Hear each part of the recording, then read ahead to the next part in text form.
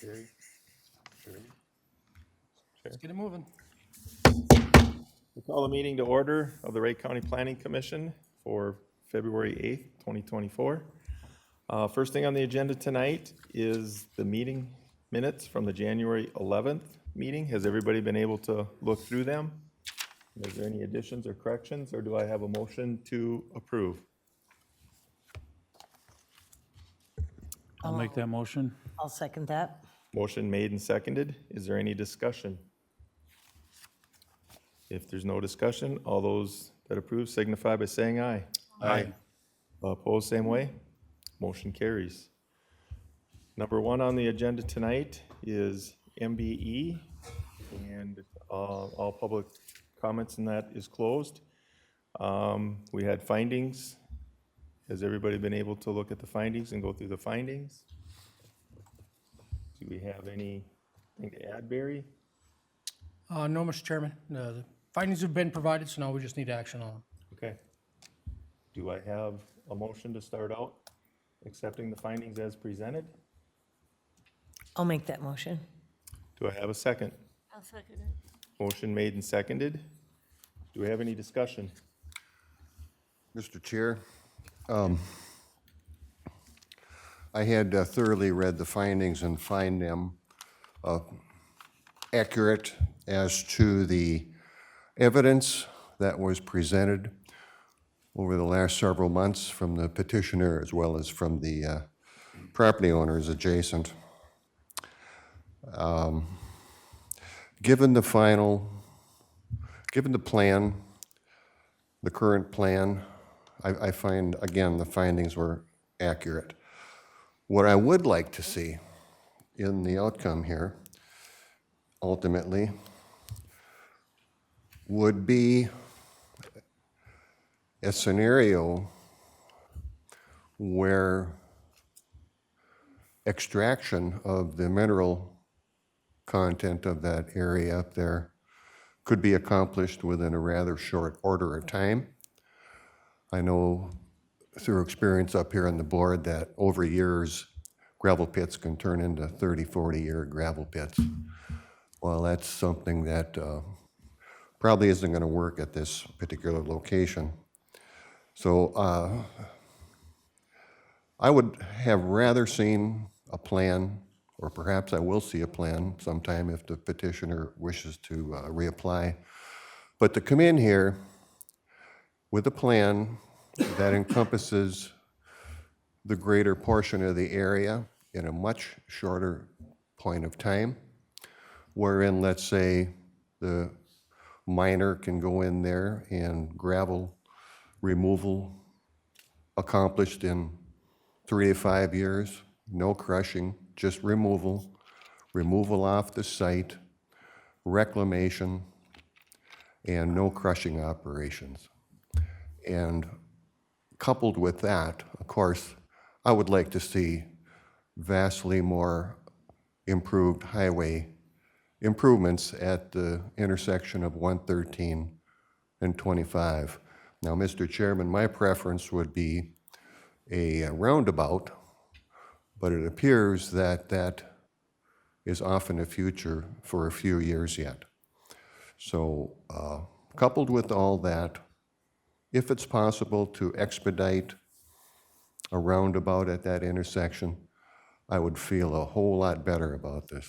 My primary concern, first of all, was highway safety, and then, of course, the health. And we know we have the church across the street. Perhaps there can be some accommodation for their activities certain times during the week.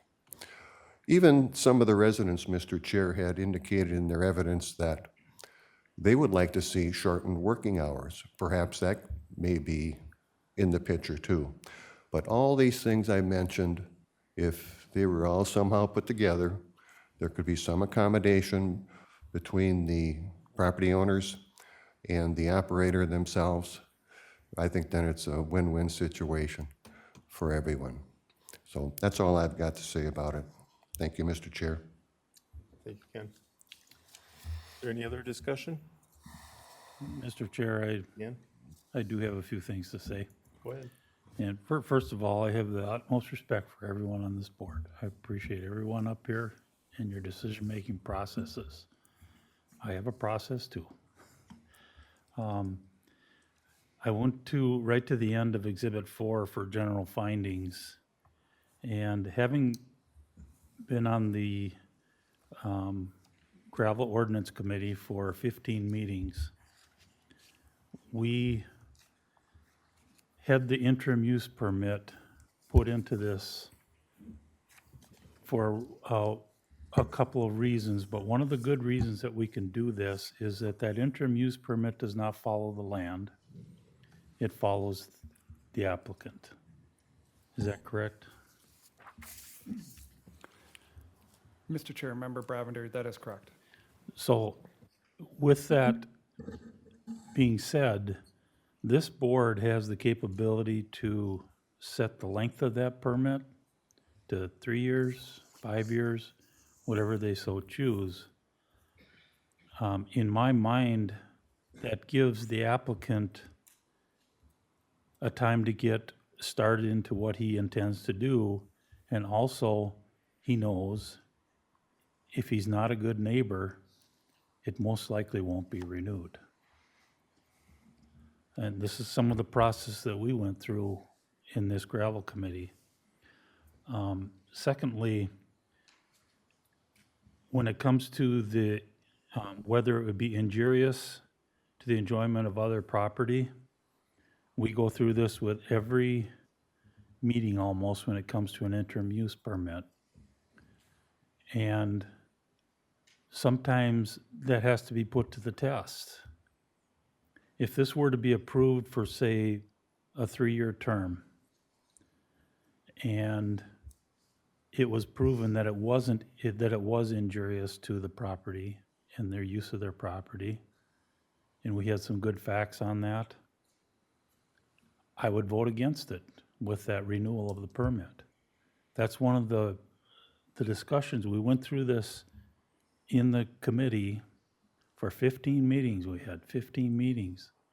And this interim use was a huge give for the applicants, going from a conditional use to an interim use. It was a huge give for them. So in my mind, I'm a little bit disappointed. I'm disappointed that the public asked for an EAW. They received an EAW. They addressed the 4 major concerns in the EAW. And the hardest fix in that EAW was the Highway 25 traffic lanes and the turn lanes.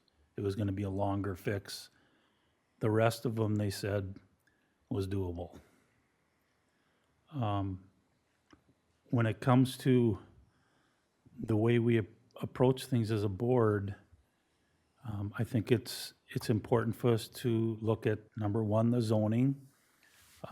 It was zoned agricultural, mining gravel on agricultural land with the amount of acres that's required is an acceptable use, and it's a commercial use on that ag land. This property that was in the future land use was in future land use for commercial use. So having said that, I think you know my feelings and why I come to the decisions I did on this. So thank you. Thank you, Dan. Is there any other discussion? If there's no other discussion, all those in favor of the motion as presented, signify by saying aye. Aye. Aye.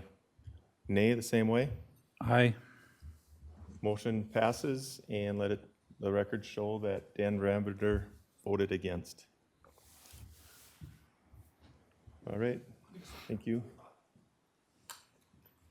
Get you a sign copy.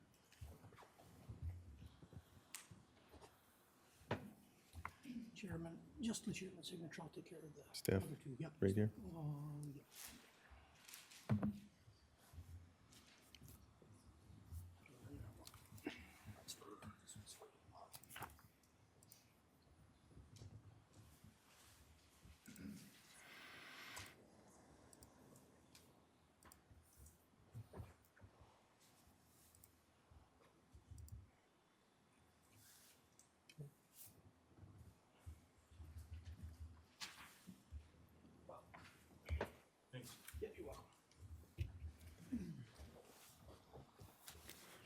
Mr. Chair, if the record could so reflect that Bob Perry was served with a copy of the signed findings.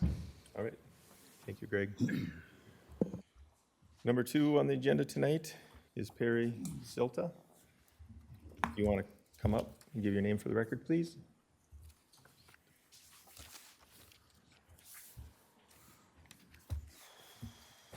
Perry Siltwa. I live at 1034 Oliver Avenue Southwest, Cokato. All right, thank you. Perry, when you're ready. Yes, Mr. Chairman, this matter was continued from the last meeting. The commission conducted a site inspection on Monday, so we did get a little bit more information from Mr. Siltala that was included in your packet. So other than that, I don't have anything more to add. Okay. Is there anything more you have to add? No, Okay, that's pretty much. we'll open it up to the public. Is there anything, anybody in the public that would like to add to this? Or comment on this matter? If not, we'll bring it back up here. Does the board have any questions, concerns that would like to be brought up?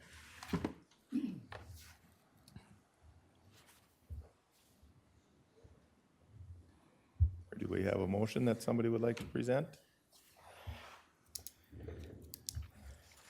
Well, Mr. Chair, as you can see, in Cokato Township, we did recommend denial of this. And it's tough for us to do stuff like this because we tend to like people to do what they want to on their property.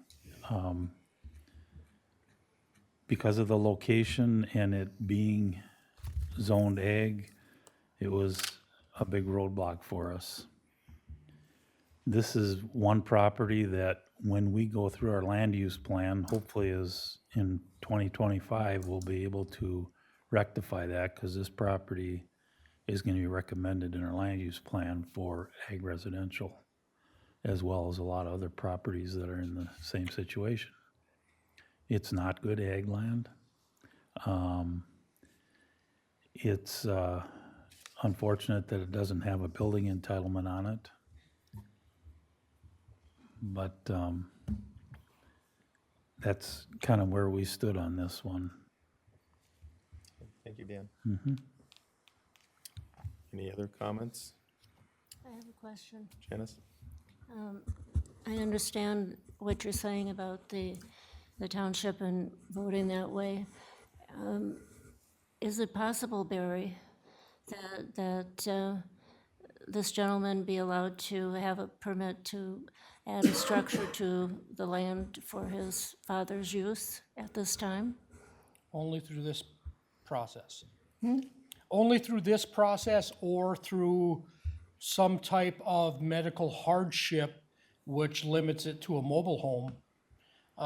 But there's also an evaluation through the Health and Human Services Department. So if there's a medical need for a caretaker to be in close proximity, there's a completely separate process for that. That isn't done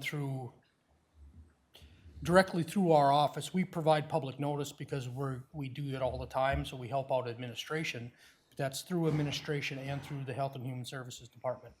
And that would have to be on Mr. Siltala's homestead property where his current house is. I see. So, Chairman, Barry, is there anything Why, please? impeding an extension to his home for his father? No, as long as it's a functional piece of the single-family dwelling. We prohibit dwelling units attached to other dwelling units. So as long as the house functions as a single-family home, meaning there isn't separate access, closed-off doors, or walled-off areas that are only accessible through a separate exterior entrance, there's ways to change a house to have your parents or similar live with you. It just can't be a separate single-family dwelling unit.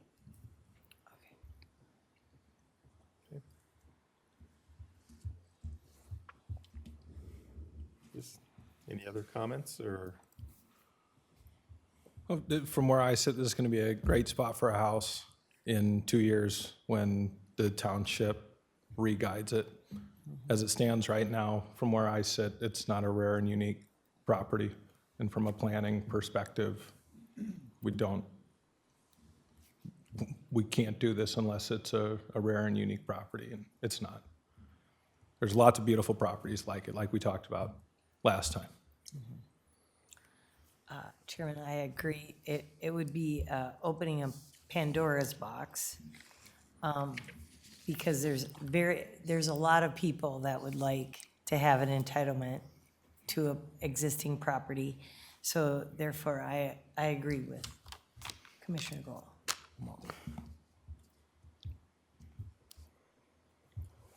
I guess, do I have a motion if somebody wants Yeah. a motion out? Actually, if I could first, I'm just wondering, Mr. Stiltala, at this point in time, it looks like they're going to make a motion for me to draft findings, just like you saw happened on the prior application. You can go through that process, or you can withdraw right now. I want to give you the option to withdraw if you want, but otherwise, we're happy to proceed with a vote on, Yeah. Yeah, then I would withdraw right now. okay. You can go over to the secretary, and she has a form for you. Okay. We'll still need a motion for withdrawal with no prejudice, if somebody would make that. I'd make a motion to grant the applicant's request to withdraw without prejudice. I'll second that. Motion made and seconded. Is there any other discussion? If there's no other discussion, all those in favor signify by saying aye. Aye. Opposed, same way. Motion carries.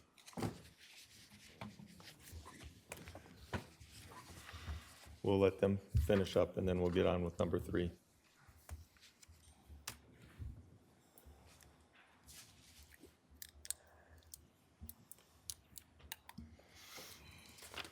All right, number 3 is Jane Shanks. If you want to come up and give your name for the record, and we will get started. Hi, I'm Jane Shanks. Okay, Barry, when you are ready. Yes, Mr. Chairman, this item was continued from the last meeting as well. This one was in order to let the township meet, or the applicant meet with the township to get a response. We did receive that. And there's notation in your staff report about staff talking to the township, but we hadn't received it. About 10 minutes after I sent that, we did receive the actual written correspondence from the township. In this case, they did make a motion to approve the rezoning request from ag to R2A, R2A.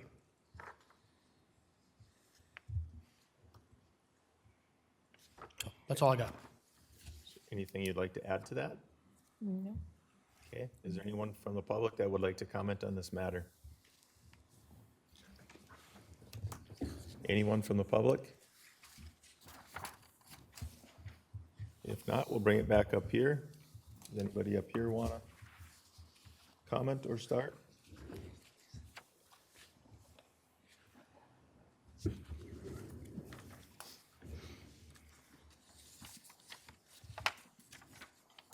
Any thoughts? Or if not, do I have a motion?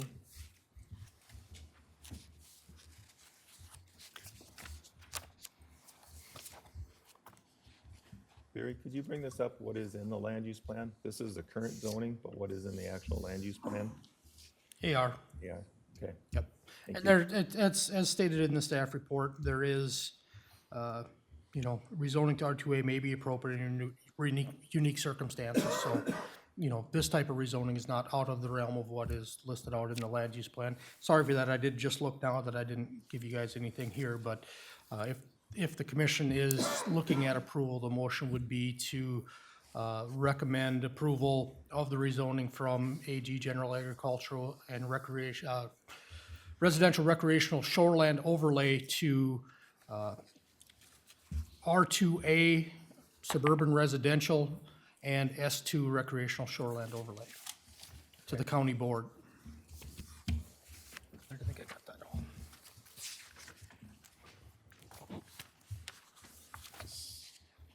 So I can start, Mr. Chair. This one is different than a lot of the requests we receive because of the guiding, right? What is in the land use plan projects this happening. That's why it's different from the last one for amongst other reasons.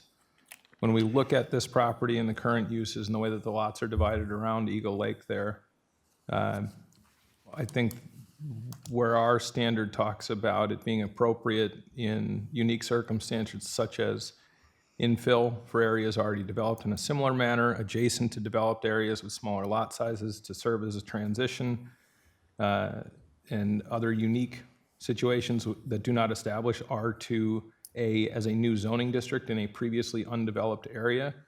I think this one can check all of those boxes. I think that the transition here from what is essentially a large, probably too large of a lot for the neighborhood, for putting it to productive use consistent with those neighboring properties, I think this is a fine application to approve.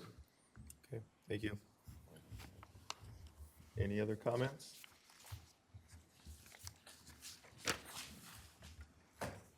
If not, again, do we have a motion? Mr. Chair, I would move that we approve the petitioner's request.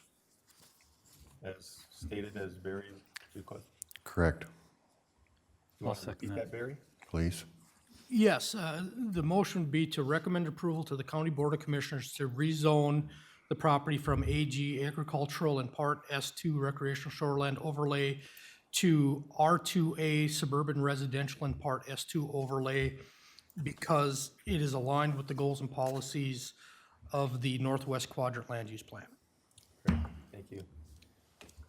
Is there I any, will second that. Dan Bravender did already. Oh, he did, okay. Yep. Is there any, Quiet about it. is there any other discussion up here about it? Any other discussion? If not, all those in favor signify by saying aye. Aye. Aye. Opposed, same way. Motion carries. Thank you.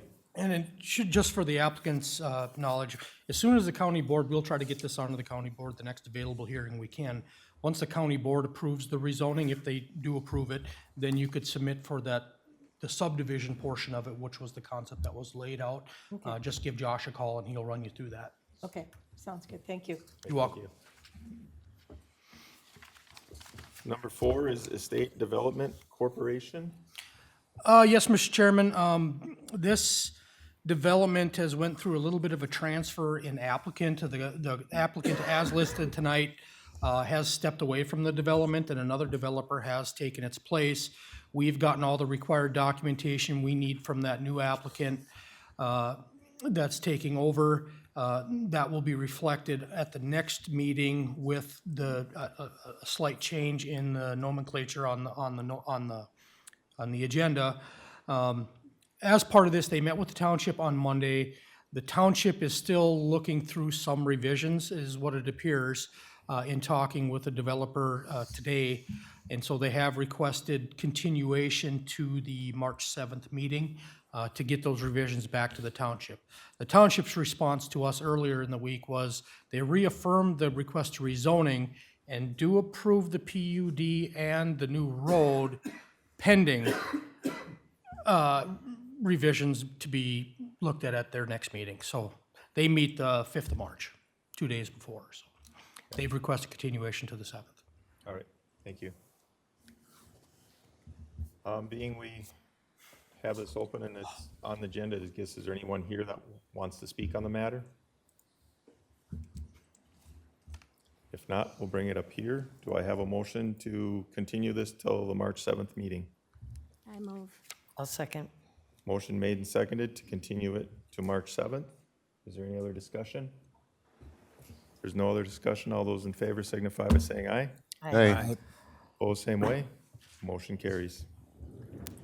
All right, number 5 on the agenda is John Terp. You want to step forward to the podium, give your names, please, and we will get started. Well, good evening, Mr. Chair, members of the commission, staff. My name is Jacob Softly. I'm with Larkin Hoffman. I represent Mr. John Terp, Mr. Charlton Terp, the co-owners of the property at 154 County 17 Southeast.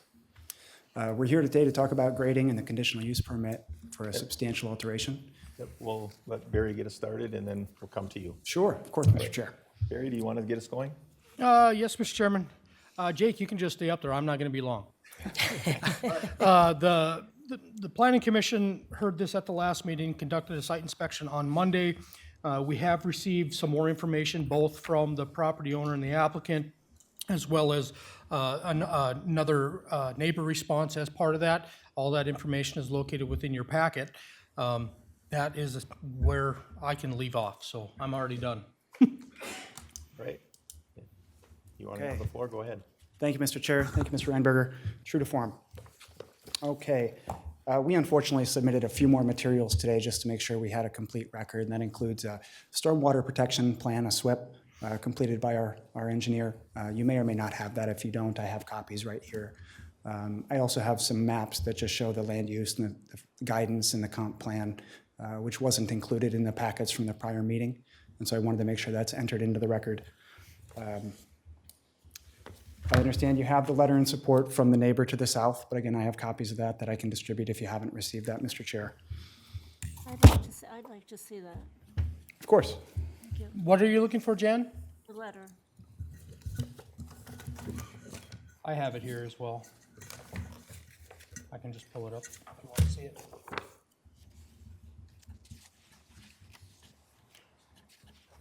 I already have it, so I don't need it.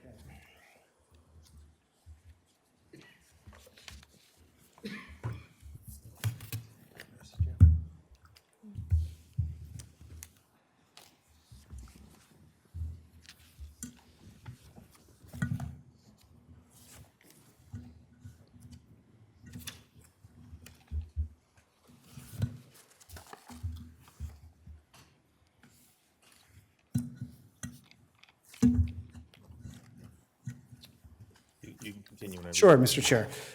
In addition, the letter I submitted on the February 1st that you had in your preliminary packets, we've supplemented that to also address the factors that are in Code 155.101. There are 11 additional criteria for a substantial land alteration conditional use permit. Briefly, we meet the requirements.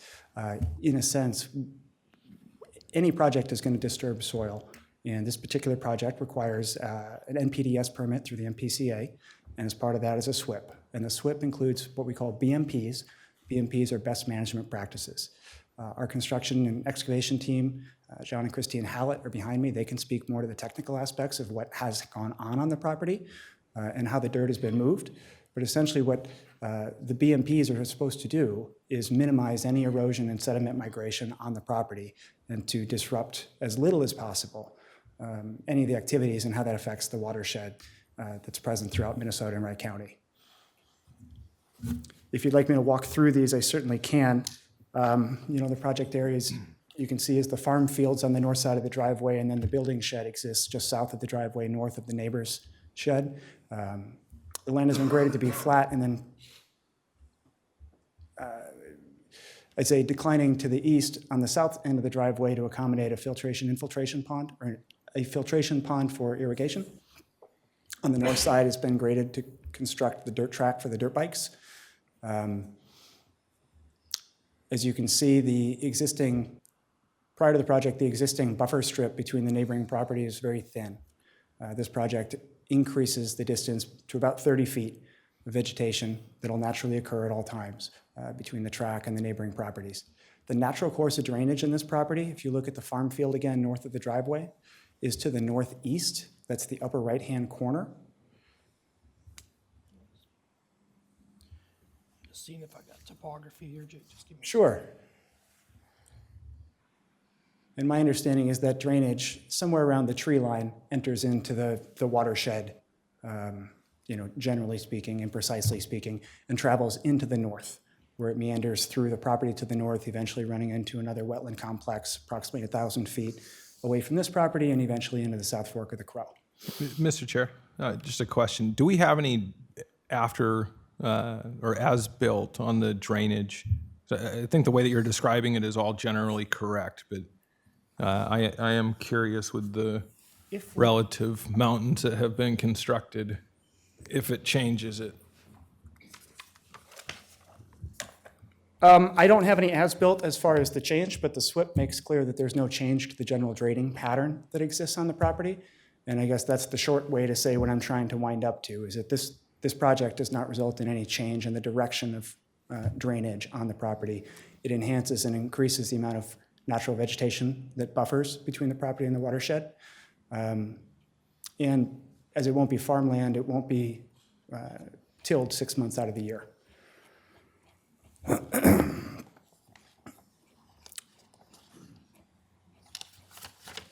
So I know there were some questions about the extent to which grading occurred on the property. One of the factors is that it was to the most minimal extent possible. That is true throughout the entire project. You know, as part of moving the earth, they had to shape and move things around. What we saw in the site visit last week is that there's already vegetation that has sprouted up on some of the interior portions. Of course, it's winter, it hasn't fully taken root, but there is a lot of vegetation that already exists on the property. The SWIP plan calls for seeding. I believe it's highway grade native grass, and that will be put down when we get to the springtime. There's some questions about whether or not steep slopes exist on the property, and prior to grading, there are no steep slopes. And I've got maps here that show in poor detail, because it's an entire county map, but it tries to demonstrate, we're not gonna be able to get a look at it, I'll still submit it. It's in the plan for the, it's in the local area plan for the comp use, the local comp plan, forgive me. But there aren't any steep slopes on the property. There is undulation in the farmland and topography. There are some steep slopes on adjoining properties, but nothing to worry about with that regard here. There's been a lot of comments in the public record about ecological damage, wetlands, and wildlife habitat. Some of those ecologies do exist on the west side of County 17. To my knowledge, and relying on county maps, they don't exist on this property. There is a portion of the property, it's the farm field section, that is within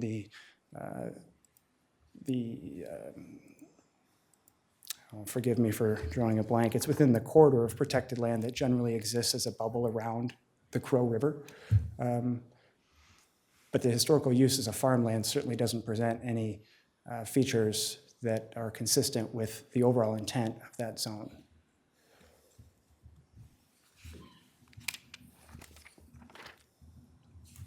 I think it's important to reiterate that this project is, and the CUP are related to grading of the dirt. It's not related to noise, it's not related to the use of dirt bikes, it's not related to the post-application use of the property. I know that there's been a lot of testimony, a lot of information in the record that discusses those items, but they're just not relevant to the decision. As a conditional use, you need to look at the record that's been submitted and make legal findings as to whether or not we've met the requirements. And the question isn't whether or not we like the project or we don't like the project. And so keep that in mind as you review the materials in both my letter and then the supplemental 155-101 criteria that we've submitted. Mr. Chair?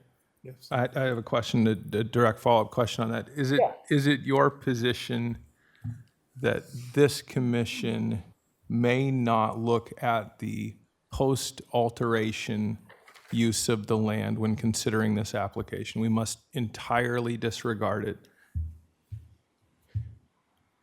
Mr. Chair, Member Malberg, it is my position that for the purpose of this conditional use permit, that it relates to grading and the substantial alteration, which is consistent with the act of grading. And while I understand that is maybe a narrow point of view, when we look at the county code, it does not look forward into what the use will be. And the aim is to protect the environment and the natural resources of the county as we go through the act of grading. And in this case, I know we've moved dirt, and I know it looks different than it used to look. But if we were to evaluate at a technical level the difference between the resources on the property and the adjoining properties today versus what they were 6 months ago, I would argue that they are the same. The drainage pattern is the same. In fact, I think the drainage pattern is improved because of the way the vegetation will take root. And I think that the grading is consistent with the CUP or with the CUP requirements and should be approved. In other words, the why of a alteration as a conditional use is something we cannot look at, is your position. That's my position. Yes, Thanks. sir.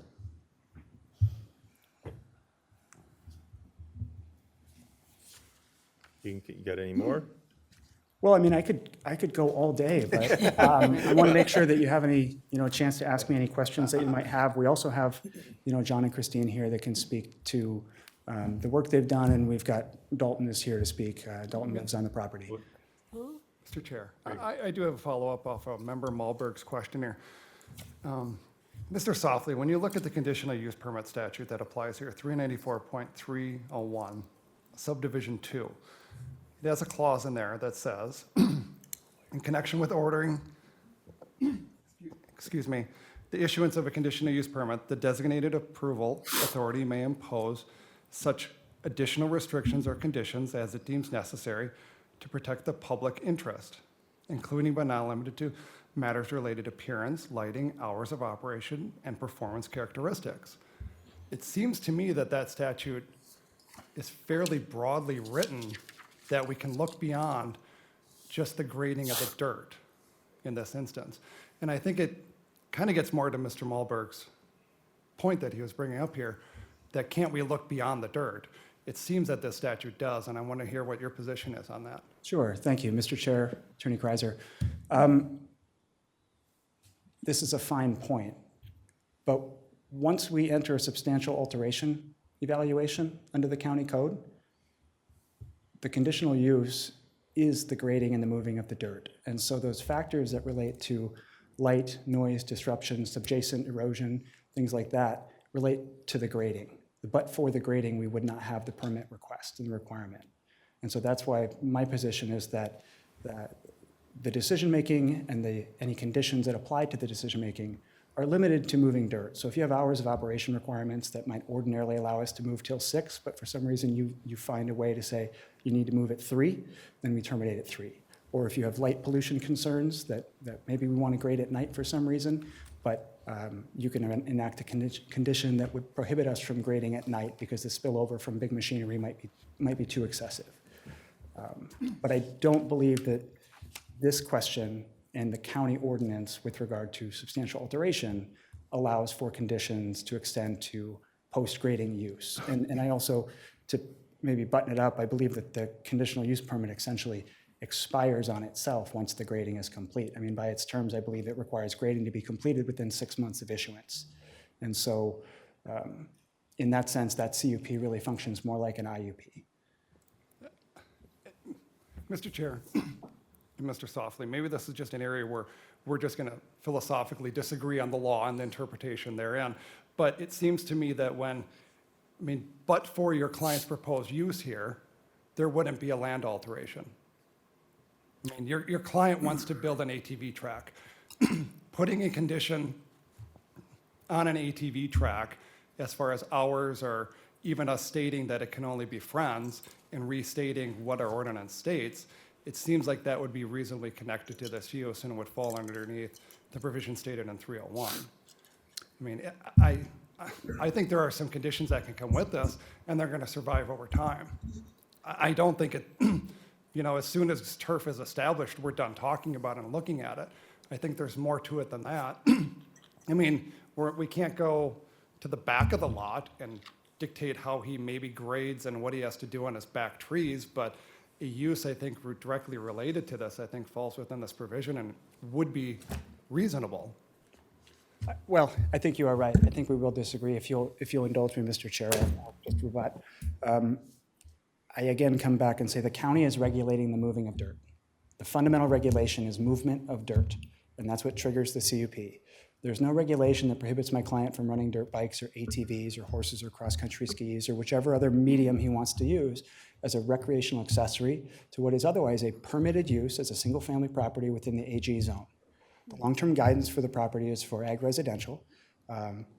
Some neighboring properties are agriculture, some are rural residential. That's very consistent with the southeastern quadrant of Wright County. And I think we have established that we do disagree as to the scope of conditions and parameters that could be applied should the conditional use permit be broadened to account for use as a motocross facility. But we're not requesting a motocross facility. We're requesting a CUP to move dirt for any number of things. It does happen that there will be dirt bikes and ATVs that are used there for personal use. But County Code Requirement 155-101 relates to dirt movement. Okay, Greg, are we okay? Okay. All right, Janice, did you have something you Yes, wanted to well, add? I have a comment about this. It seems to me that we have an ordinance here. Would you agree with that, that we have an ordinance that addresses what you're supposedly talking about here? Yes, ma'am. It's in our book, right? It is within, yes, it is within your zoning code to regulate dirt. Yes, ma'am. And what I'm hearing you discuss now, tonight, there sits our attorney over there, and he's telling you that he has an opinion, and as far as I'm concerned, his opinion is what I'm going to follow. Oh, I certainly understand. I've been in Mr. Kreiser's chair, and I appreciate the loyalty. But I don't understand why you keep hammering this, because as far as I know, I was out there, you don't even have a permit to do what you did. I think we should back up. I appreciate the questions. I want to know the answer, why you didn't. Of why we didn't have a permit? Yes, I think that's on the record from the yes, it first says that public they got a hearing. building permit.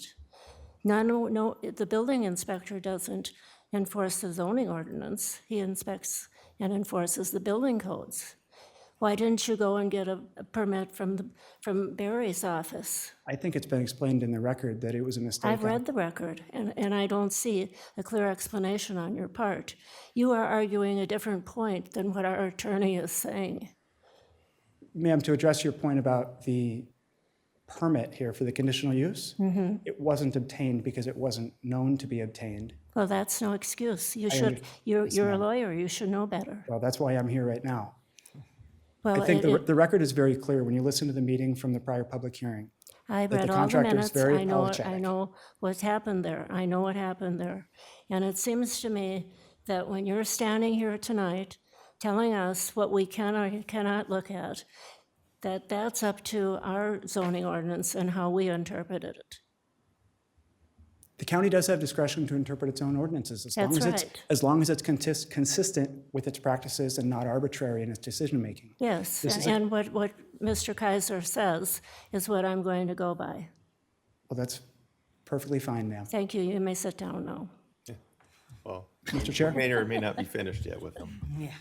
Well, as far as I'm concerned, yes.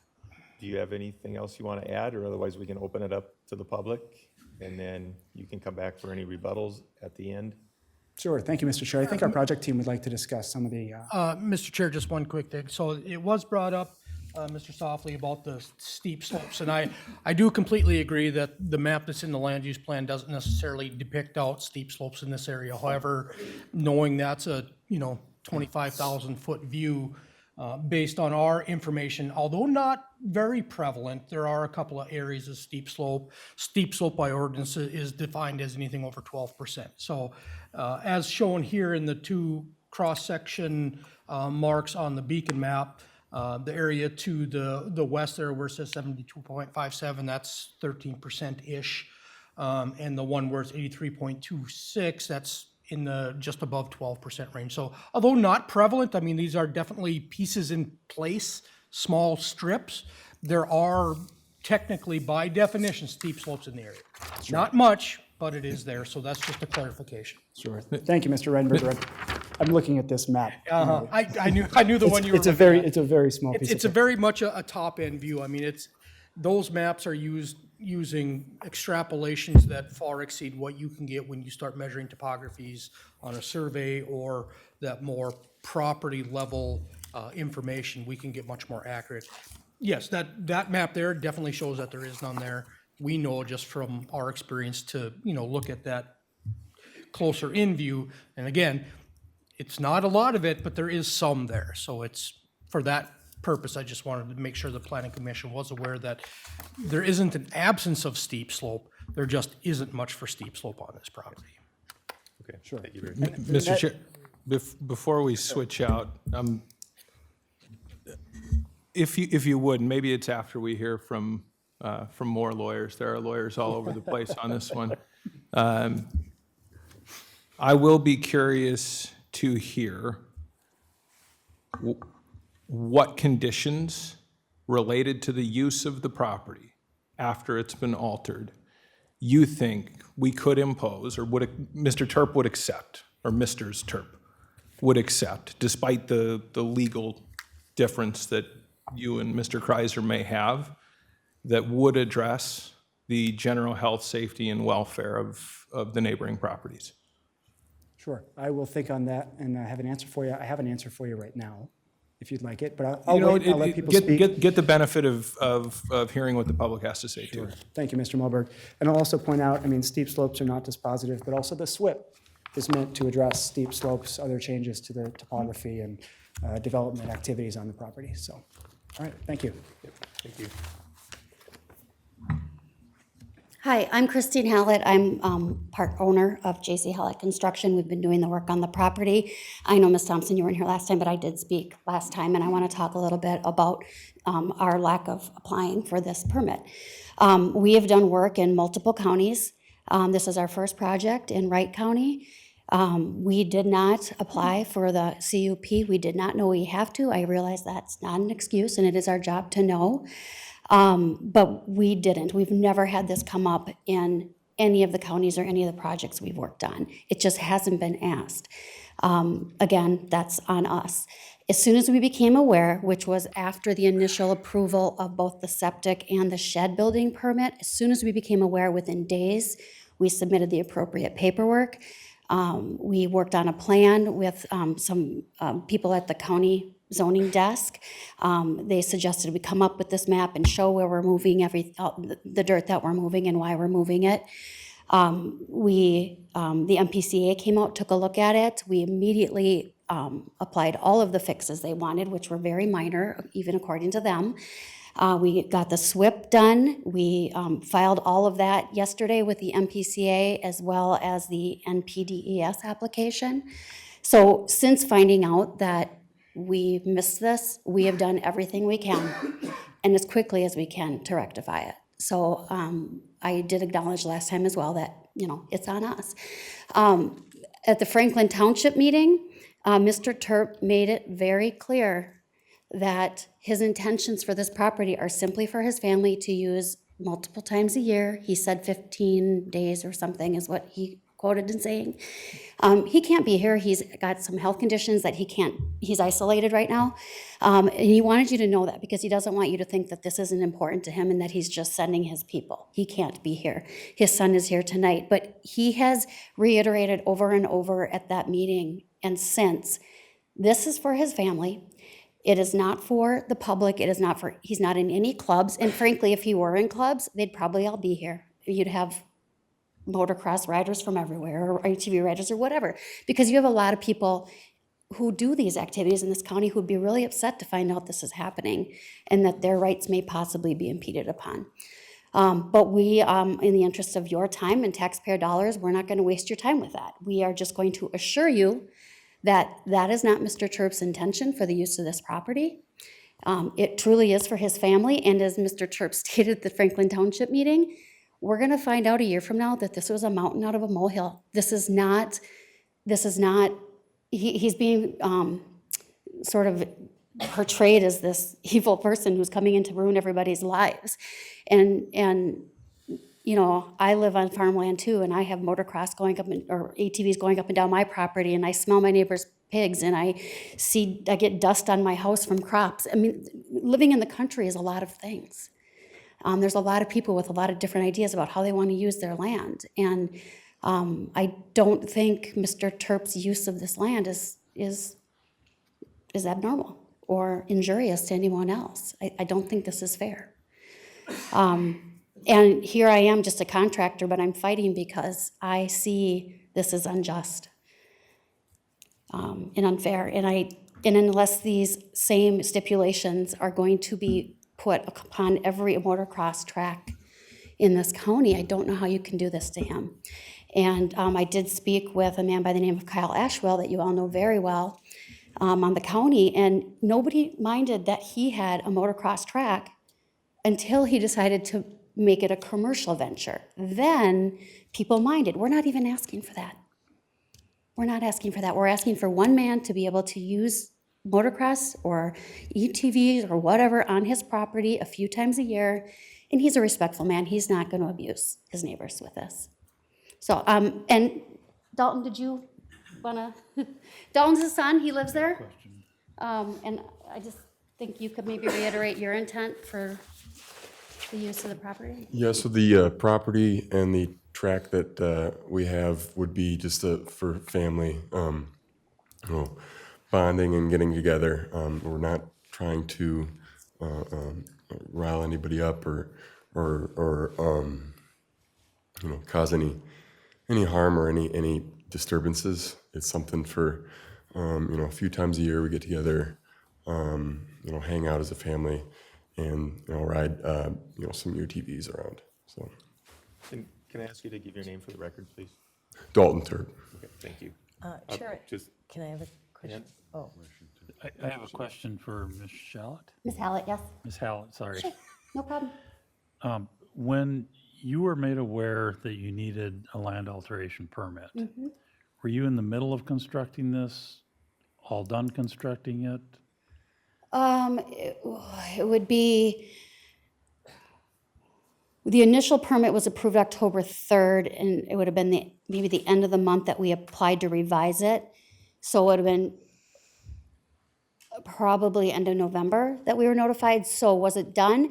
I'd say the majority of moving the land, we had to move a lot of clay for the base of the shed. That was done because we'd started the shed. I don't know if, I wouldn't say that all the hills of the motocross track were done, but definitely it was significantly a motocross track, I would guess. It was an ATV track by that point, but were we done? No. So when you were made aware of this, did it occur to you to stop what you were doing until the permit got worked out? We haven't done any more work on that. Since you knew The about track, the permit? absolutely not. No, nothing. And you can tell because it's untouched. It's, there's vegetation growing on it. We have not touched anything on that side of the field since we found out about this. The only thing that's been done is continued work on the shed because we didn't, like the new permit included putting a second floor and such on, but we continued our other work on the shed, or some other contractors did. So, but no continued work on the UTV track. So can you help me out, help me understand with this exchange of material for the shed Yes. and the track? What type of material were you taking out and what were you putting back in? We had to clear the topsoil off the top of the ag land Okay, because it's the clay that we're going for to build a stable shed pad. So we mine the dirt, we pull it back, we get the clay out from under it, we put the black dirt back. Or black dirt or other dirt that is not clay. We put it back. And then that's kind of what we use to mold the track.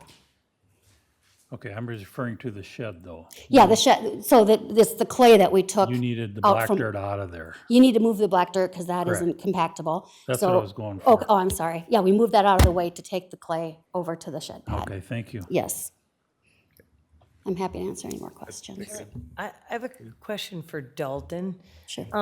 I'm looking at this, so the letter that we got from Dana and Terry Stranamo, is that the property that you see, is that the property that butts right up against behind, when we took the site visit, the people that have the little horses and, okay. Yes. Okay, thank you. Because I would say they are the closest ones to this property. Yes, that's correct. Thank you. did you have something, Ken? Yeah, Mr. Chair, I would like to ask Mr. Terp a question, please. Good evening. Now, over the last few months, we've been hearing that this proposed use after the track is built would be for family events only. And in your view, how many people would be actually on the track? I mean, I have a relatively large family, but they're all spread out. So when we say family, what does family mean in terms of number of people? I'd say 10 to 15. 8, 10, 15. Yeah, 10 to 15, I'd say. I see. Thank you. Pat, do you have something? Yeah, and it's not so question. It's not a question, but Ms. Howard, I want to point out the fact that this is not about making Mr. Terp out to be a bad guy. From a planning commissioner's perspective, after the fact permits are extremely hard to deal with. And so I'm just not I'm not going to personally hear the equity fall to that side of this on that issue. Sure. Right?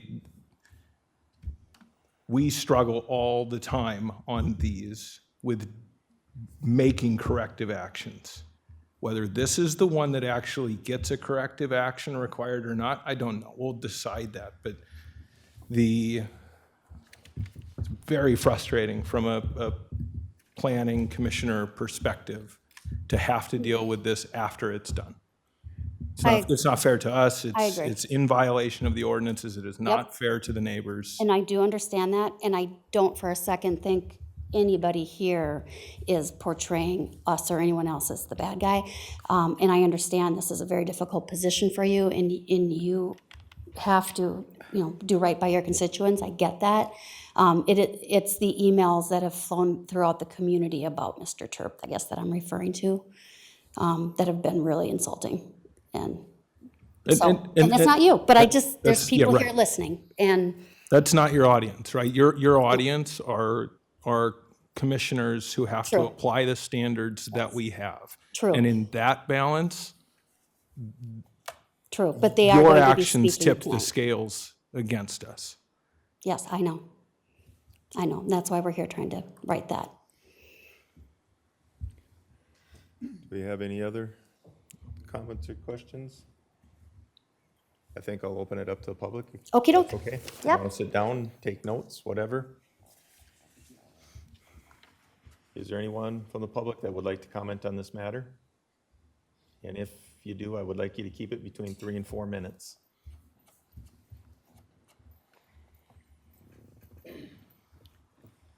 Elvina Nelson, and my concern is this is for a family project or family playground or whatever. What happens when the family isn't interested in dirt bike anymore? Are we going to have to clear that, or are they going to turn it over and sell it commercially and have a big track out there for a business? That's what I'm concerned with. Okay, thank you. Want to state your name, please? Leanne Zimmerman, and I would like to know how long they have been in the business of constructing tracks, and if so, you'd think they would know that they would need all these permits before they started. Okay, thank you. Gentleman over here. Yep.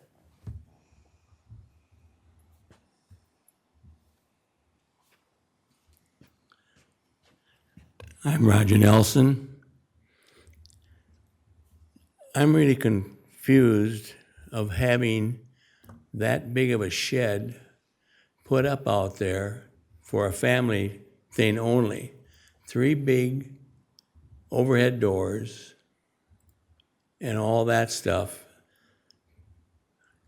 It just, it's almost positive that it's going to be used for more than just the family. Right, thank you, sir. Anyone else? Gentleman there?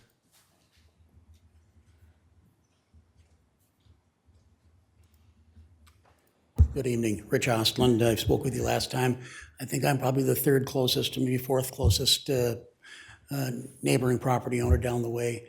Just a couple of things. You've been patient in reading the things that we've submitted and trying to be helpful and supportive. And Mr. Kreiser and Barry, we've talked with them and tried to give them a sense of what we know as well.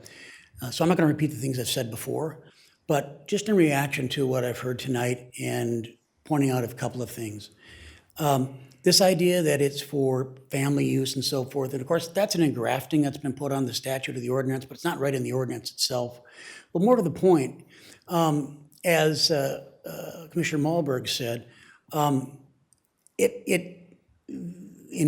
they have suggested no limitations whatsoever. And if they sell this property, and in my letters I've written the fact that this is being apparently developed as investment property, and there's an argument that that's commercial use, but more fundamentally, if they sell it to the next person and that person is in a club and they have all their friends over, there's no restriction proposed in this whatsoever. And, you know, whether the noise of a motocross bike is being rented or driven, you know, if it's 10, 15 feet in the air and there's no noise abatement, it's the same sound. It's the same pollution, which is what under Minnesota law and Wright County law, noise is. So what the burden was and is on them in coming and asking for this cup is to come and present one that meets all the guidelines. And they simply have not done that. They've kind of, as Commissioner Malberg said, it put a tremendous burden on the commission and on the neighbors to step forward and do the things that nobody wants to have to do involving neighbors. Here, with respect, I just ask you to consider the following. I agree with Mr. Kreiser and his interpretation of your law. Had they come at the very beginning and made it clear to Barry and their group that they were going to not just have a shed and an ATV trail, but they were going to build what they did with this big viewing bar over the top of it, and they were going to move at least 5,000 yards of dirt. Frankly, that's the stage at which A, the county deserved to know, and the township, and B, the neighbors deserve to know. Because there's a very good argument here. If you knew all of those things, that we would have a process that would deal with restriction, not just potentially with a cup, but also whether this even meets the zoning requirement. And the problem we have is that they've just gone ahead and done this. And it puts us in a position where, you know, nobody wants to have to face the argument of say, well, you gotta bulldoze it. Well, the good news is it's just dirt. And they moved it in a few days and they can move it back. And if it's only personal use to be used, 15 times a year? And as I pointed out, that's every weekend between May and September, which is not a little bit of a use. But if that's the case, they don't need it that big. They don't need that big. They don't need jumps that are 30 feet high if they're really only building it to run and jump these side-by-side vehicles that they claim they drive. The things that they say, they've overbuilt it by a long shot, which is what concerns me and the neighbors that I've been communicating with and on behalf of. They've built it to be a full-blown motocross, which is what you do if you were going to make sure you maximize your investment when you sold it. And that's the problem here. Not that, you know, we'll take at face value their claim that they're going to use it for family and so forth and so on. But the reality is the use is unlimited right now. The final point I make is this. The land, and just to the north of that, I think, I agree with Barry, there's not a lot of steep slopes on the property, but there's quite a steep slope to the north that goes right down the hill. And at the Franklin County Township, the gentleman that had farmed that for 30 years got in a disagreement with Mr. Turp because he said that land drains to the north, down into that slough at the bottom, under the road, and into the river, into the Crow. Right now, we shouldn't be making, with respect, this decision on the basis of hearsay, things that really we don't know exactly what happened. But we do know one thing. A lot of money and time was spent running up to 2011 to adopt the Wright County Land Use Plan. That plan identified as a sensitive area the Crow corridor, and it has actually special treatment because there's special maps and so forth that overlay on that, because there are watershed districts in other parts of Wright County, but here there's identified as a very sensitive area around the Crow River, which, where does it go? Goes into the Mississippi. It affects federal and state waters and county waters. The point I'm making is that multiple places in your code, we've identified that there's arguments that an environmental assessment worksheet is required, or whether it's acquired or not, there's all sorts of great arguments that you should do it. Because why? Because that's the acid test. Notices go out to the state MPCA, they go to the Federal Environmental Protection Agency, they go to all interested parties who have the points of view as to what, not just from drainage. Try to wrap it up. Thank you, you're being very kind and giving me time, I appreciate it, but I think this is the most important point. What that process will do is identify the risk of variety of pollutants, water, air, things that drift down on the other side and where that drainage is, it'll identify where the drainage goes. And fundamentally, noise. Noise is, by statute in Minnesota, pollution. And there's been no assessment here of what will be the impact on the wildlife, the migratory birds, the people, the dogs, the horses, from that kind of noise. And we know from looking at instances around the country that noise is the biggest problem in every way, both from a human health standpoint, but also a use, enjoyment, and value of your property. Doing an environmental assessment worksheet process is your acid test. No one can criticize you. It's consistent with your law. You're honoring the intent of the land use plan. Mr. Turp is really not in a position to argue with this. He created his own problem, and frankly, without being pejorative, we know that in the last 3 years, he did the same thing in another community. We provided you with that information, and what did he do then after he violated his permit? He lawyered up, just like he's doing now, and tried to bully his way through. Those are the facts, and the way that you can honor all concerned interests here is to go down the road of either denying this and say you haven't met your burden, or do the environmental assessment worksheet, and then we'll know what to work from in deciding what mitigating things can and should be done. Thank you for the time. Thank you. Mr. Chair, Yep. if I can.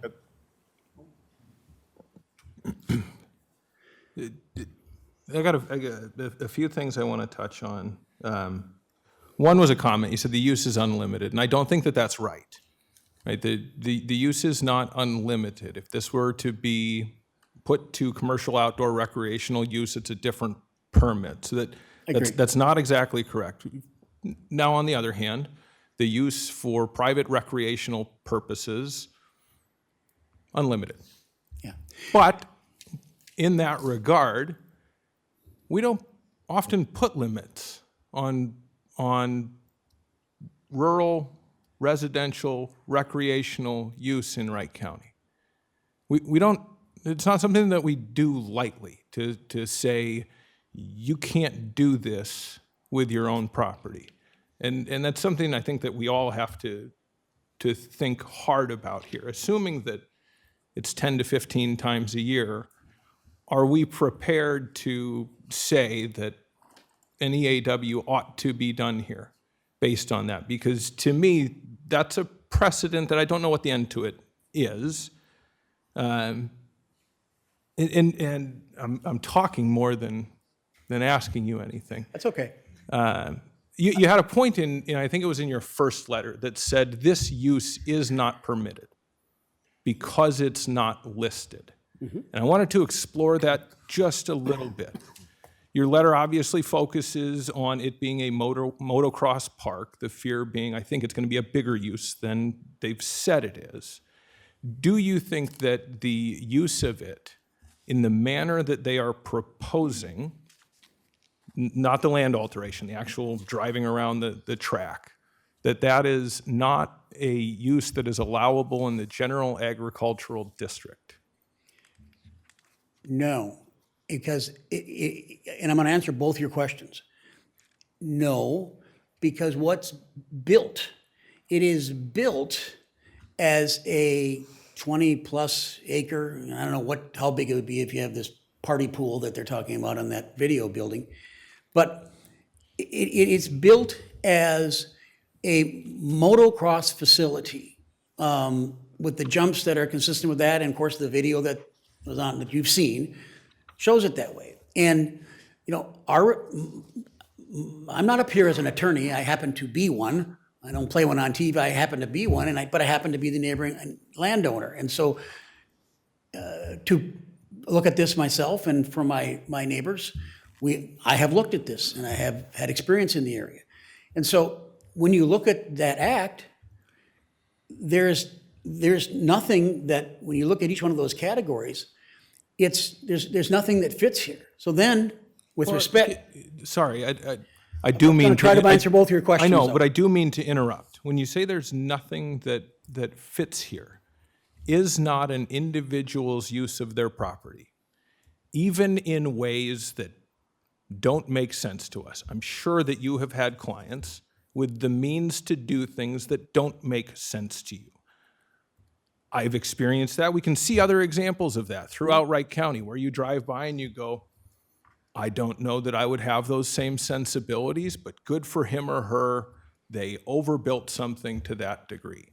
And so maybe I'm not buying it, but the idea that it's overbuilt, I'm struggling with as making it into a different use.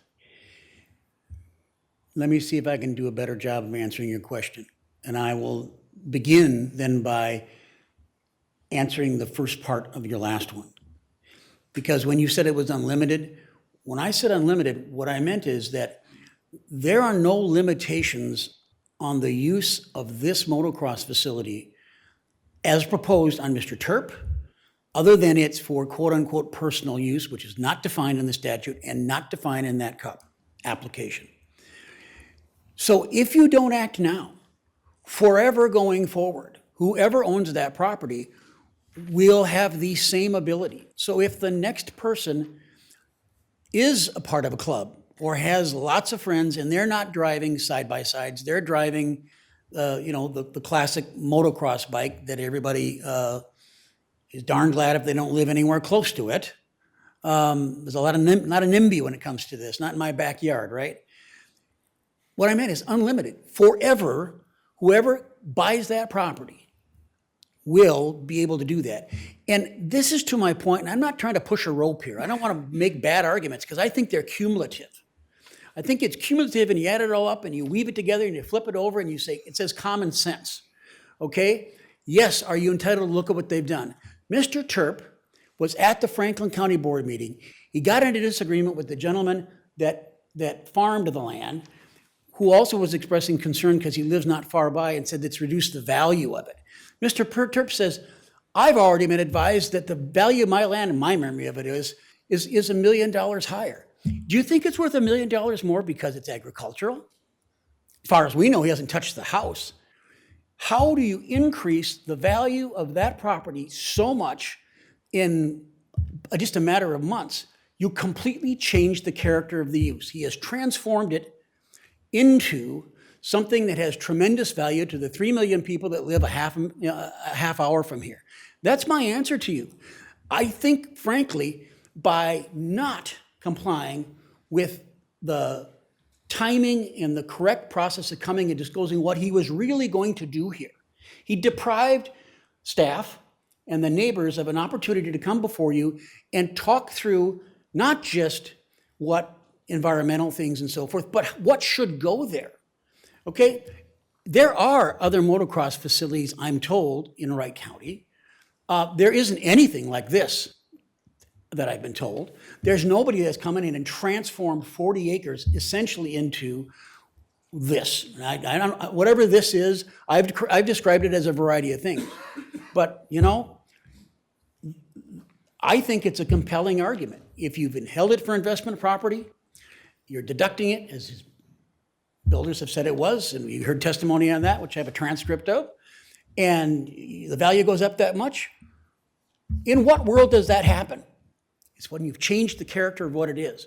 It's no longer agricultural property. It really isn't. It's not. It's built for something else, whether he intends to use it personally for a while. He built something that is very valuable because he changed it completely. And your zoning statute, and I'm not saying this is easy, but I'm saying that when things aren't easy, you apply common sense. That's what juries do, that's what judges do, that's what planning commission members do. The common sense of this is that he transformed it completely from what it was, and now is offering a variety of explanations, excuses. And in the end, all we're saying is that he shouldn't get any advantage here because he broke the rules. What should be done is to take a look at this. If you knew everything you know today, they're going to move that much dirt and change it that much, and it apparently is a form of investment, property investment. How would it have been different? We'd all known this a long time ago, and we would have had a thoughtful discussion. There could have been changes made, perhaps. There would be environmental things that we could look at. Is there any good reason not to do that now? Absolutely not. The county's interests are preserved. Those interests that are protected under that in terms of the neighbors, and Mr. Terp and his builder will not be paying any adverse consequence. They're simply being required to comply with the rules of the game. And if that takes more time to do it, so be it. They got a head start that they shouldn't have. So I think you raise very good questions, but in the end, close questions, you look at all the surrounding facts and then you make a judgment call. And to us, the thing to do is to stand with what I referred to as the rule of law and the neighbors. You've heard from a lot of folks nearby that the law was intended to protect.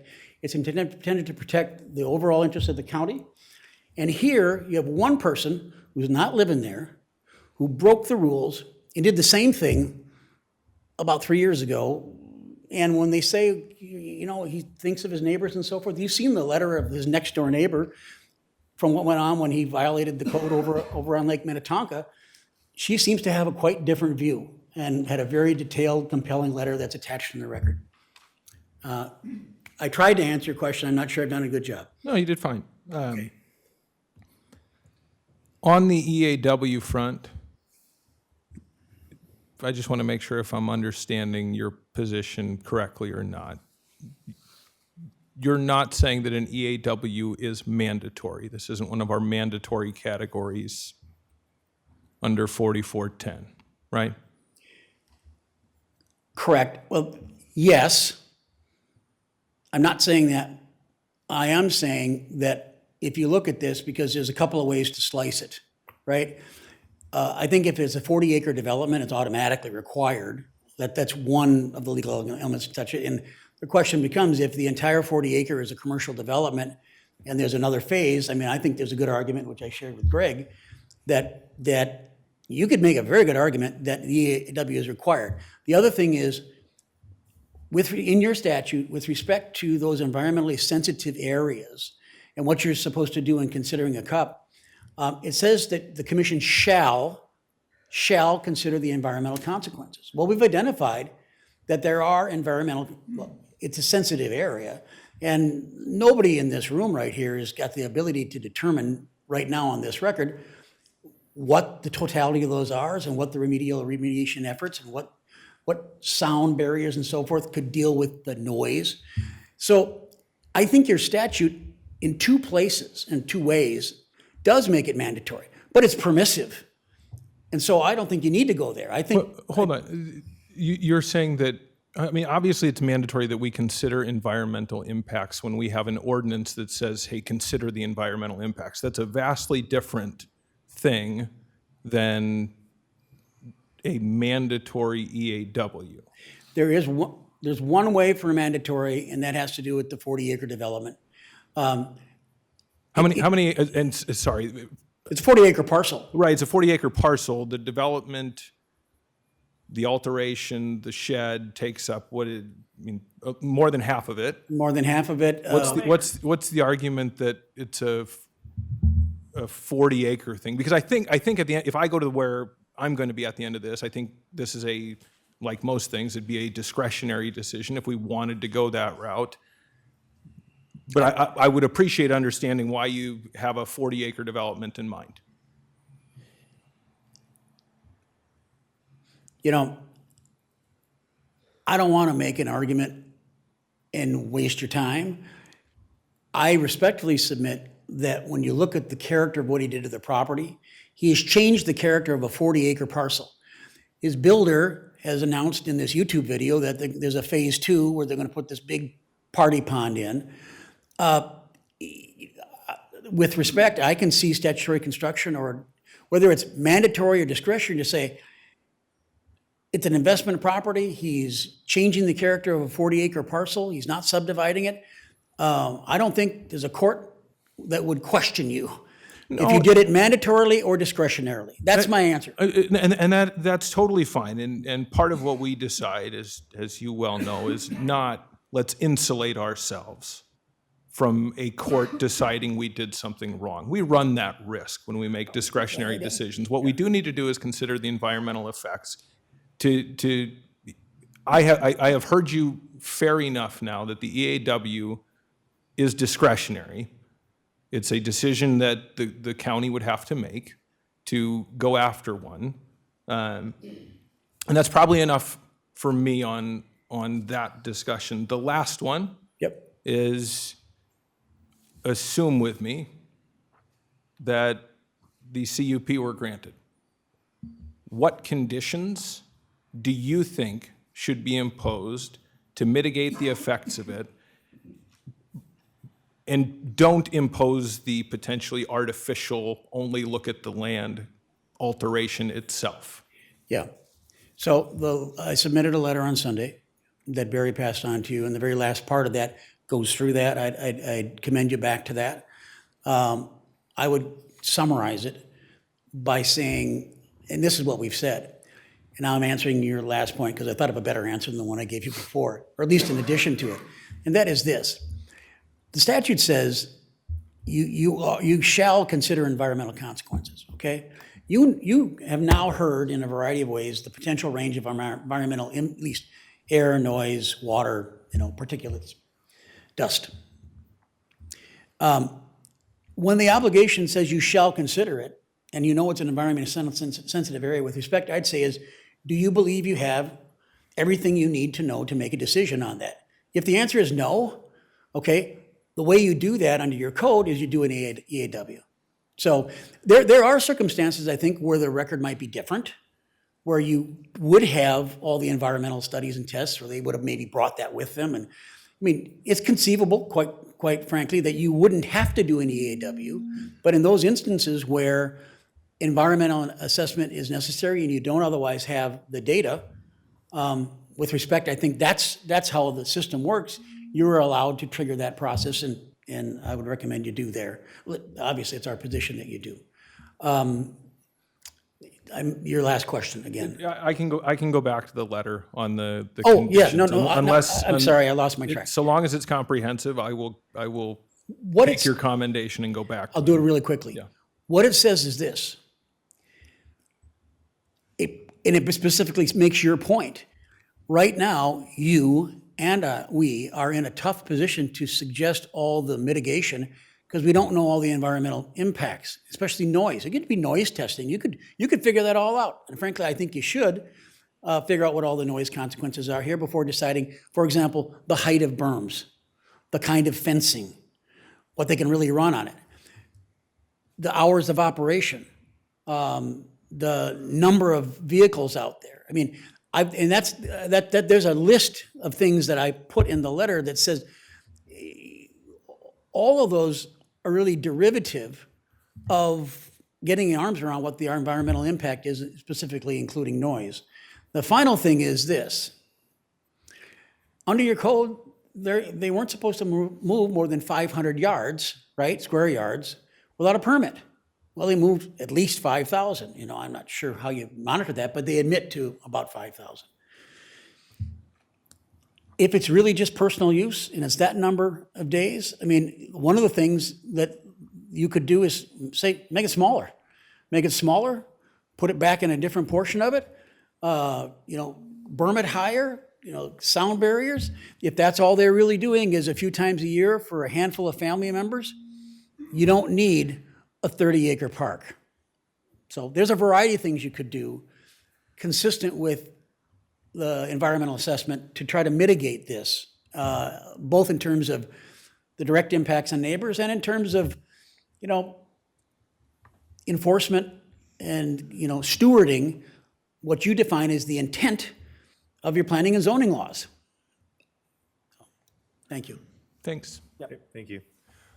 I think we're going to take a 5-minute chairman break here, and we will reconvene in about 5. Thank you.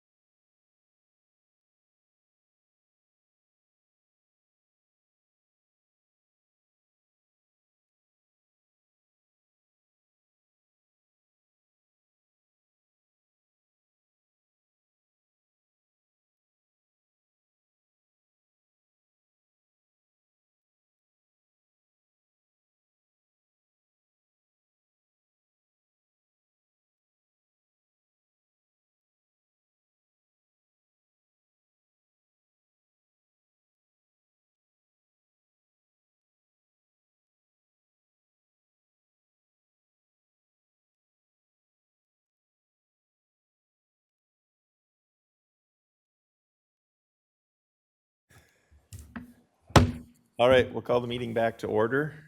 And is there anyone else from the public that would like to comment on this? There's a gal there in the back. You want to come forward and give your name, please?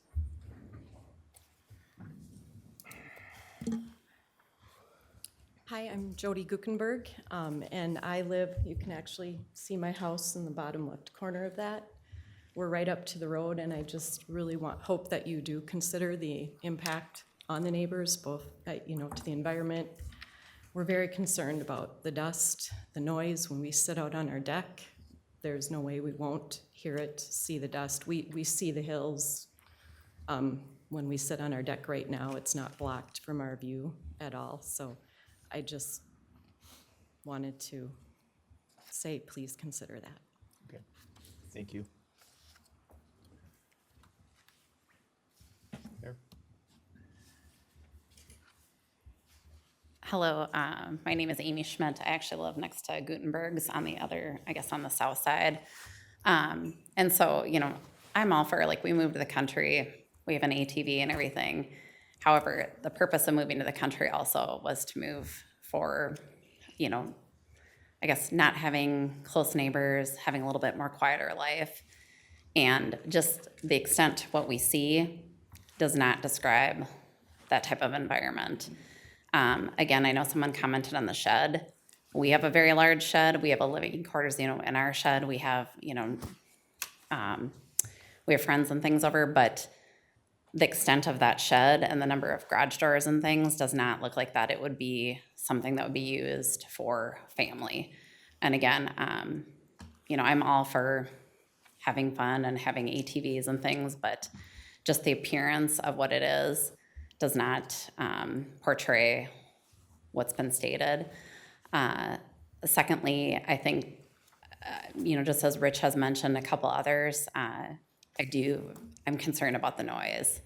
Listening to potentially, we know what it sounds like having a couple motorbikes, but if you have 8, 10, 12 motorbikes consistently running all day, and I don't know what the hours are, what constitutes noise, but again, kind of just as Jody had mentioned too, just be considerate of the neighbors. The reason why we chose to move to the country, purchase property for that aspect, seems like that's not the intent of the neighboring property. Right, thank you. Is there anyone else that would like to comment? Gentleman there.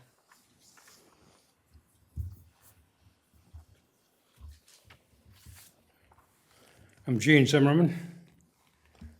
This piece of property, there was some question or whatever about it being a 40-acre, was the whole property developed, except for this woodlot that's dormant in the back. Everything, that piece of property that is being used for that motocross. There's no question. You take that dormant woodlot out, nobody can look at that and say that that's no longer farmland, that's a motocross park. All right, thank you. Anyone else that would like to comment? Gentleman in the back.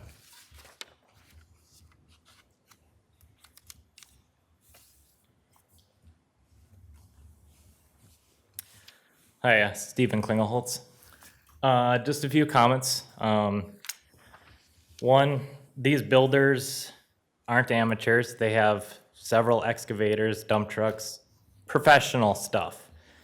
I don't like them declaring ignorance on the permit process. Moving on, I know we talked about overbuilding. I think overbuilding stuff's cool. But the shed and what they did to the property makes it very commercial in the future. That's my only concern. The doors are massive on that shed. Thanks. Thank you. Any other comments? Anyone else that would like to comment?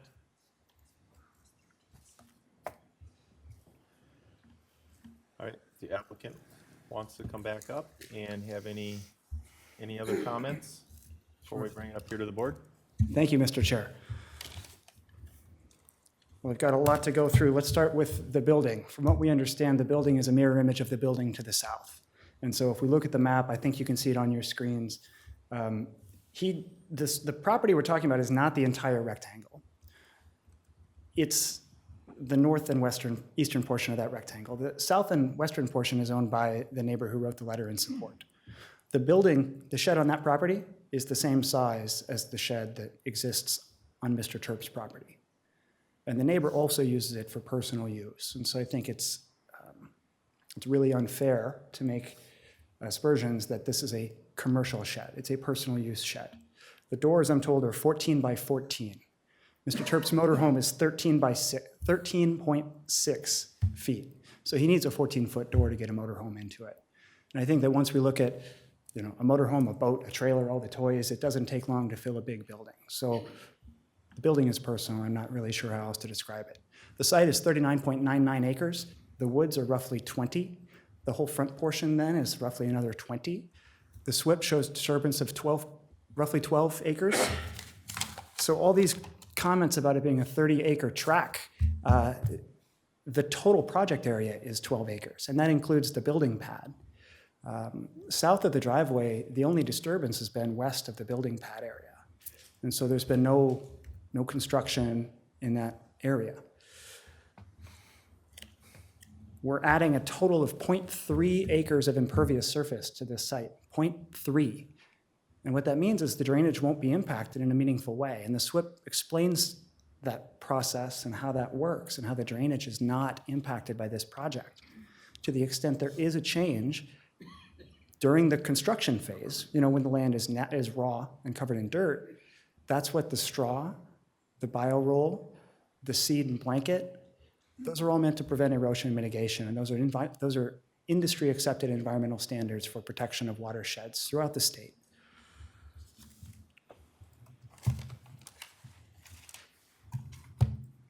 The use of dirt bikes and ATVs in the county is not regulated or prohibited, whether there's a track or not. Noise is regulated by the MPCA.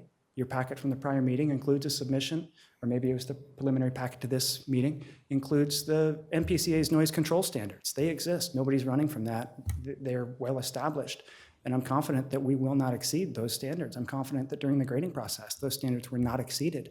In Wayzata, just outside of downtown on the lake, you would hear noise like grading equipment on a neighboring property because it would be 100 feet away.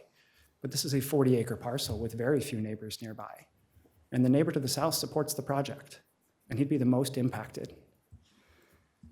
As far as the use of the property, if we look at zoning law, this is a agriculturally zoned parcel, and among the permitted uses is single-family residential. That is the primary use. The recreation is accessory. I agree it takes up a lot of space, but if I had a lot of woods in my yard and I like to do a lot of hunting, a lot of grouse hunting, a lot of walking, you could still argue that the majority of my property is recreationally used, even though my house is very small. That this is a motorcycle and not a walking cane, I know it sounds ridiculous, but legally there's no difference there, at least not under the county code. We talk about noise in the environment. I was able to find in the local area plan for the south portion of Wright County, the conservation corridor that bubbles around generally the South Fork of the Crow does include the western side of the farm field. This field has been farmed for a long time. And so if you're telling me that farming practices were in any way environmentally protective of the native habitat and species that would have otherwise used that western portion of the property, I'd like to see some findings that support that factually back it up. Because otherwise we've got County 17, which carries 2,600 cars a day by a 2016 survey through the county, is projected to carry between 2,000 and 5,000 cars as we move into the future in your 2020 plan by SRF. We've got a snowmobile trail that runs just adjacent to County 17 on Mr. Terp's side, and there's no restriction or regulation on when and how snowmobiles can run, how many can be there, what they do. No regulation. There's also no complaints, but they're just as damaging to the noise and the peace and quiet that some people are looking for in the county.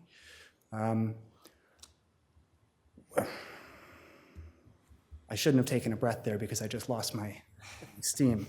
As far as an EAW is concerned, Mr. Malberg is correct, it's discretionary, the board could require it, but these are things that, I kid you not, are reserved for heavy industrial uses that use a lot of water and discharge a lot of dirty water. There are provisions in there for wetland development when you disturb, and I don't mean affect in the broadest sense, I mean, but when you disturb 1 acre or more of wetland, an EAW is then a mandatory process. Now, to my knowledge, we aren't disturbing any wetland here. And our SWIP, the engineer who did the SWIP, notes in the document that an EAW is not recommended and that it falls short of the mandatory standards. And I would bet would say it's a waste of time to try to do it because it would be a big exercise in paper chasing. As far as the dust control, I realize that it may have been lost in the voluminous record at this point. With only a handful of personal uses a year on the property, vegetation will grow back. You know, it's not gonna stay dirt. Dirt doesn't stay dirt when it's on, you know, good soils in this part of the state, in this part of the country. And so even at its maximum usage, there will be vegetation over the whole of the property. He will have a hard time keeping dirt on the part he'd like to ride on. It will actually take effort because it won't get that much use. And so that's a consideration he's got to accommodate. He's planning to do that by irrigating the property as well. And that's also going to help control moisture, prevent dirt from blowing around.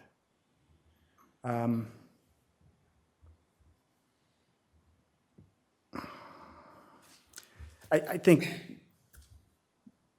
we just got a taste of all of the energy opposing this project.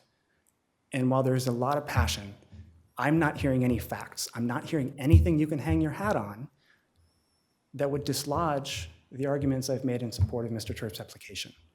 I feel he's met the requirements for the conditional use permit. He's met the requirements for the substantial alteration permit. I know that we should have been here on the front end.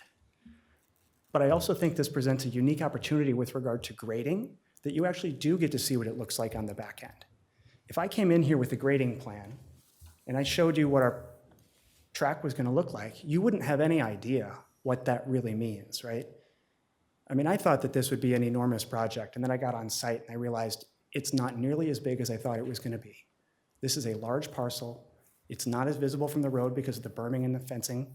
I don't even know if Mr. Osland could really see this from his home. I mean, I am being serious when I say that. There might be one portion of a elevated berm that he could see, but you're talking about a handful of homeowners who could see this. And like I said, I established, we are talking about the moving of dirt because the county doesn't regulate dirt bikes, the county doesn't regulate dirt tracks, and the use is accessory as a personal use and primarily residential use in ag property. I also want to point out, and when they submitted the building permit application in October, it indicated that there would be an ATV motocross track constructed. It did not include any plans. It didn't include any drawings. I'm not saying it did, and I'm not trying to sneak in here and tell you that we told you what we're doing. But I'm saying it wasn't done in the darkness of night. It's not like they came in and said, oh, we're going to sneak it by them. I think they legitimately didn't know what they needed to have when they started the project.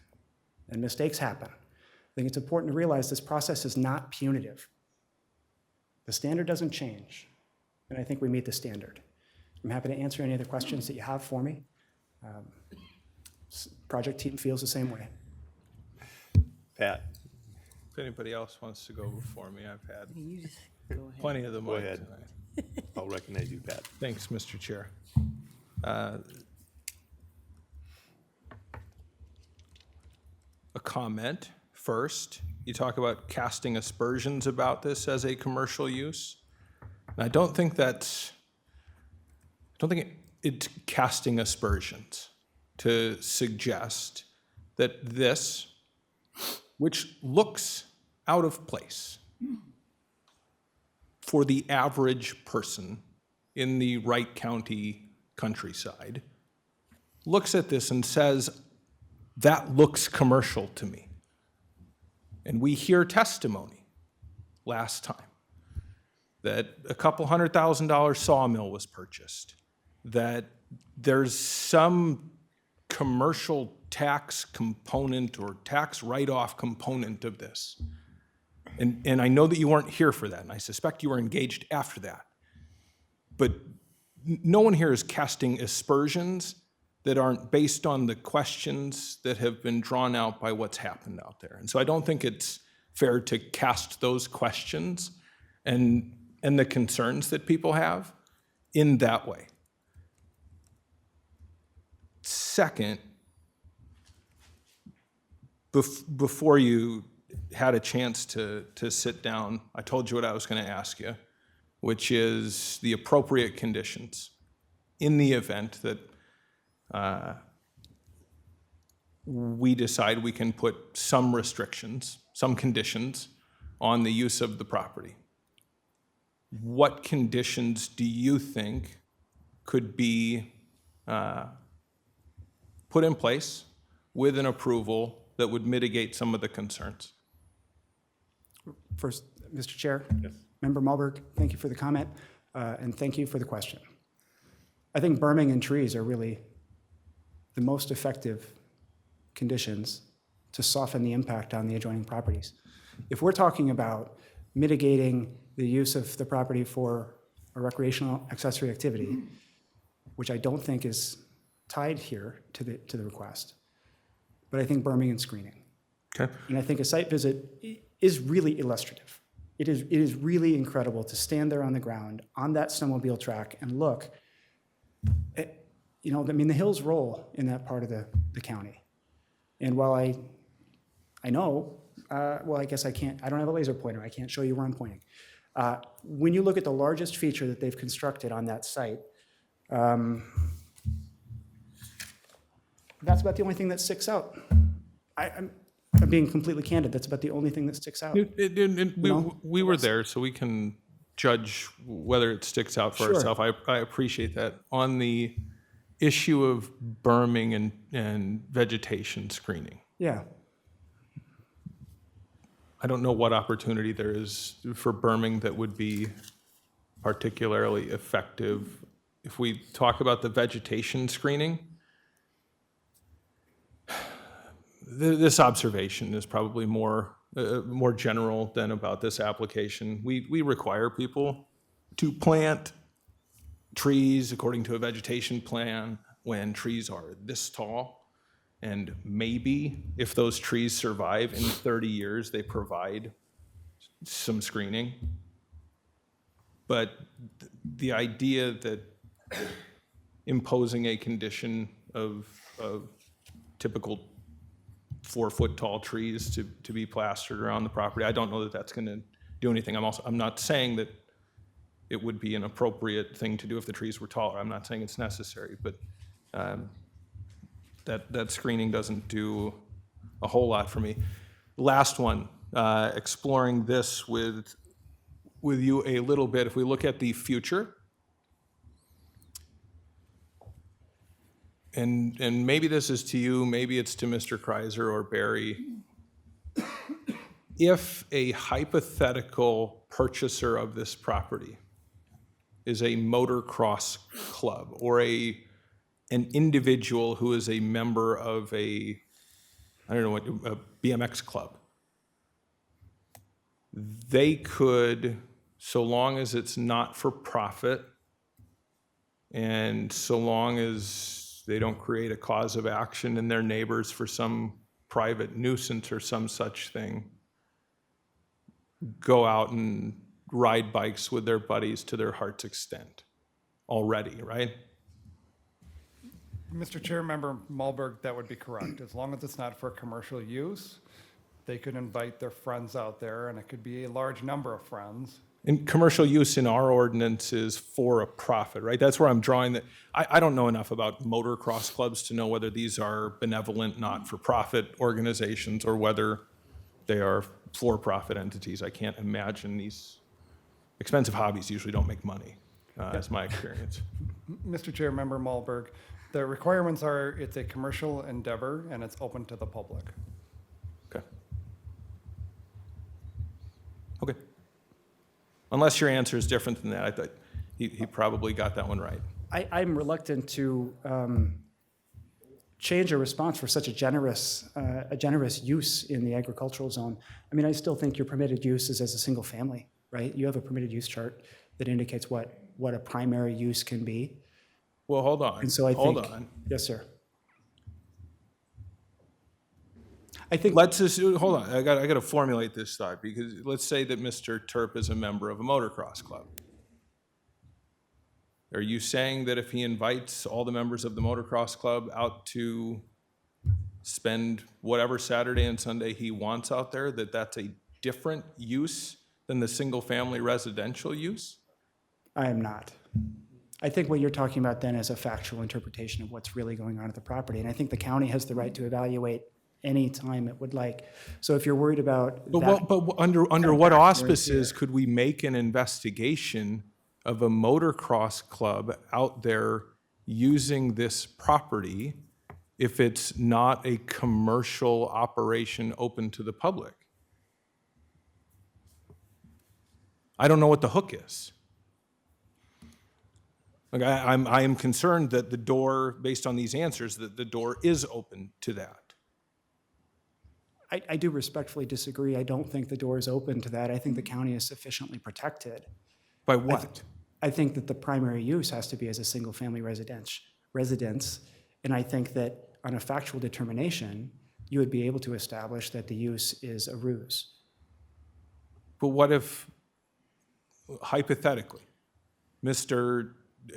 Dalton Terp continues to live on the property, and 16 times in the year 2024, the Terp family, the 10 to 15 of them, go out and they enjoy the track. I think under your view, that's certainly nothing wrong with that, and be nothing that the county could do to go out and try and alter the use or claim that it was a non-single-family residential use. It's not a ruse. In the following year, the love for UTVing has increased. They've joined a club and they say, we have an awesome idea. It's not for making a profit. We have lots of friends. We have assimilated with them in this club. Please come out at your leisure. You must be a member of our club, right? It's not open to the public. But come on out. Saturday, sun comes up at 6. Let's fire it up at 6:05 and we'll just run laps all day long. Could we do anything with that? Mr. Terp still lives there. His family's a member of the club. It's just the use is now mushroomed. You're saying the county could do something. I feel like the county has the authority to enforce its zoning code, and if they felt like there was activity that was taking place that wasn't allowed, they would be able to enforce. I'd further say if there was a problem with noise, you'd have MPCA requirements that would be being violated. You'd have other indicia of enforcement that could be utilized. And so it isn't solely a zoning action. There are other tools of enforcement that are available. Fine, and I don't expect you to know the entire Wright County zoning ordinance. I sure don't. But where you say that you think the county, Barry's office, would have a zoning ordinance hook in that second year with a motocross club use that it doesn't have in the first year, I'm keenly interested in finding that, because I have not identified that myself, because the uses are like commercial outdoor recreation, and that's open to the public, intent to profit, those sorts of things that, in my hypothetical at least, unlikely as it might be, don't give the county that hook. I certainly see where you're driving, and I don't have an answer for you. That's fair. I don't have an fair. encyclopedic knowledge of the code. Totally fair.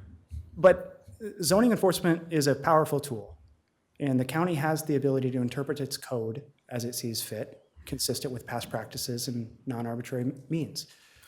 That is still a powerful tool. And if you're worried that the county won't have the ability to control the use, should a subsequent user try to expand it in some way in violation of zoning, I do disagree, and I think the county has that power. Okay, I don't think we should let the fear of that eventuality happen. what condition can I put on it, or can I suggest to this commission to put on it that you would accept, or that the applicant would accept, that would prevent that hypothetical from coming into being? Can I construct one?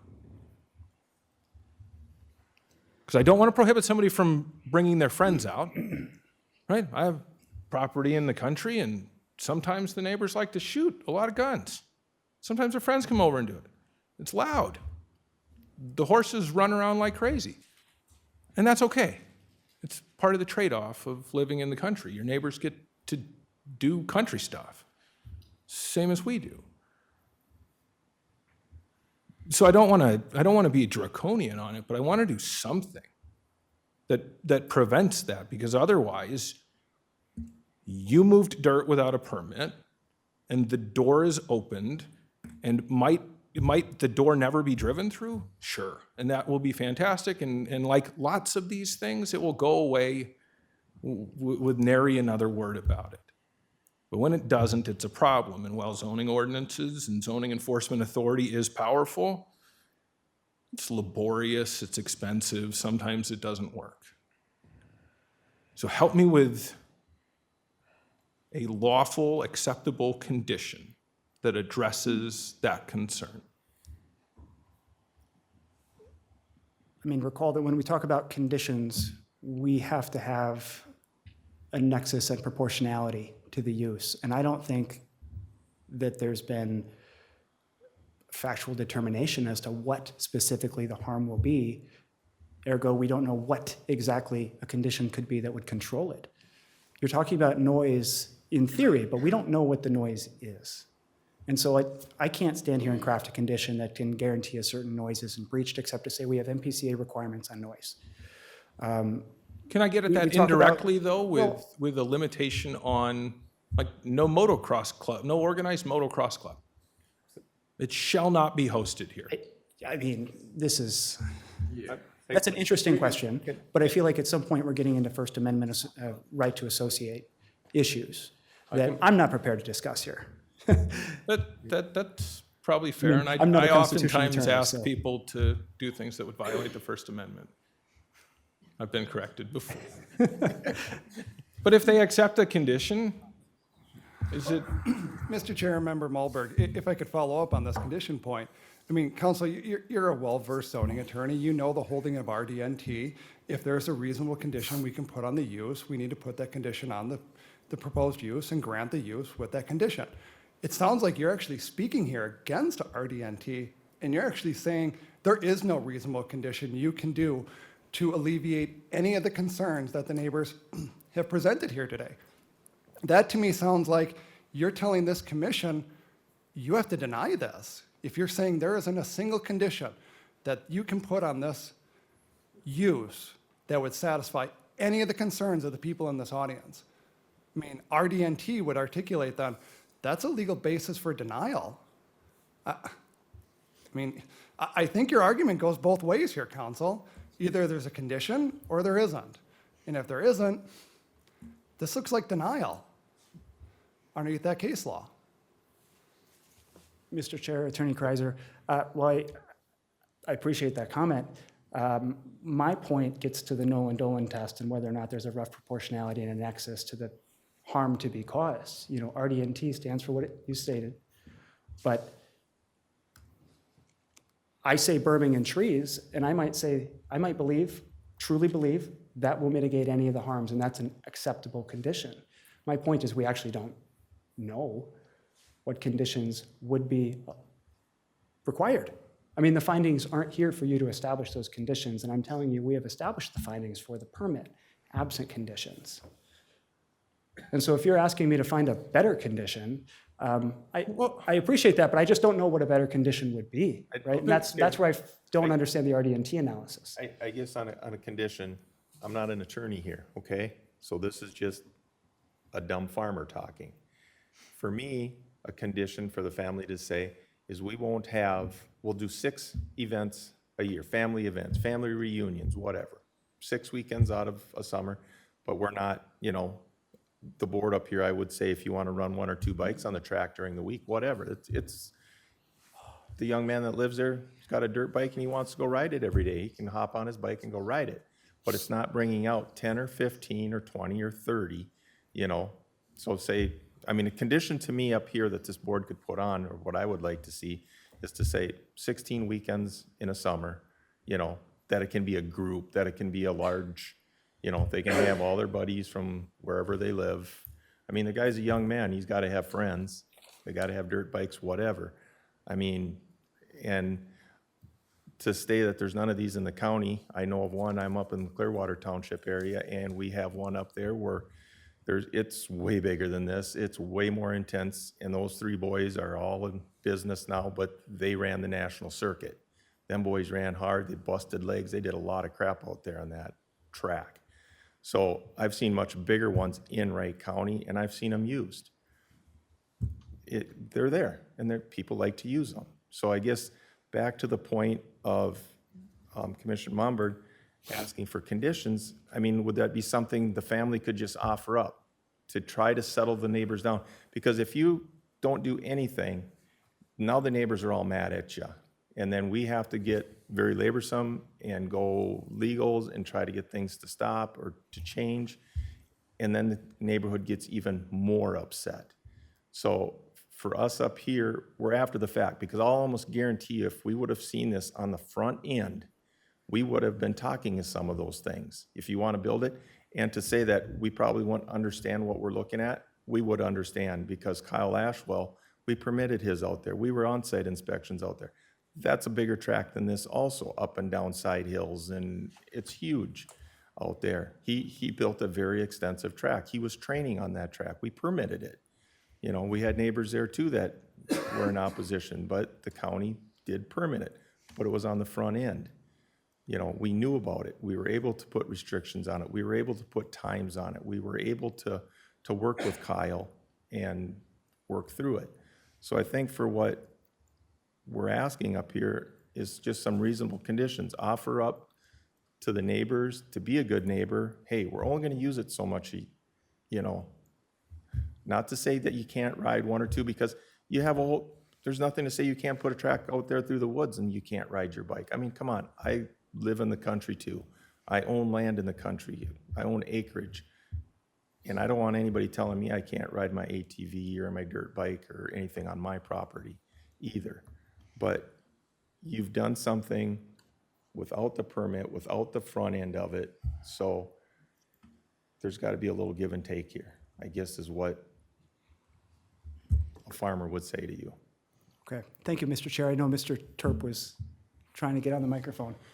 Yeah, one thing I like to state is our insurance won't even allow anybody other than family to ride, so it would be for the family.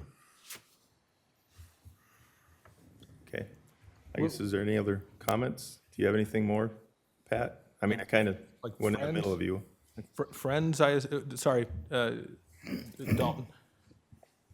I assume when you say family, you're drawing a distinction between like a larger group, a motocross group coming out. You could still have your buddies or your siblings or your parents could have their friends come out and ride the track.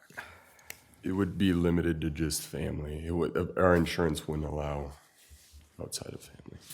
Now, I'm not familiar enough with insurance. Well, Mr. Chair, Member Mulberg, and I'm sure Mr. Softly knows as well, any amount of money can buy any amount of insurance for any policy you want. Well, no, and that's you can fine. get a commercial policy out there tomorrow if you want it. I'm not trying to get an insurance related condition. But if I'm hearing you right, Mr. Terp, because insurance can matter a whole heck of a lot. Yeah, you can go buy more, but under the insurance program that you've purchased, it is only family. So at a family gathering, it is only family that is riding that track. And so a condition that said only the family can utilize the track would be an acceptable condition? Yeah, I believe so. Yeah. It's a big commitment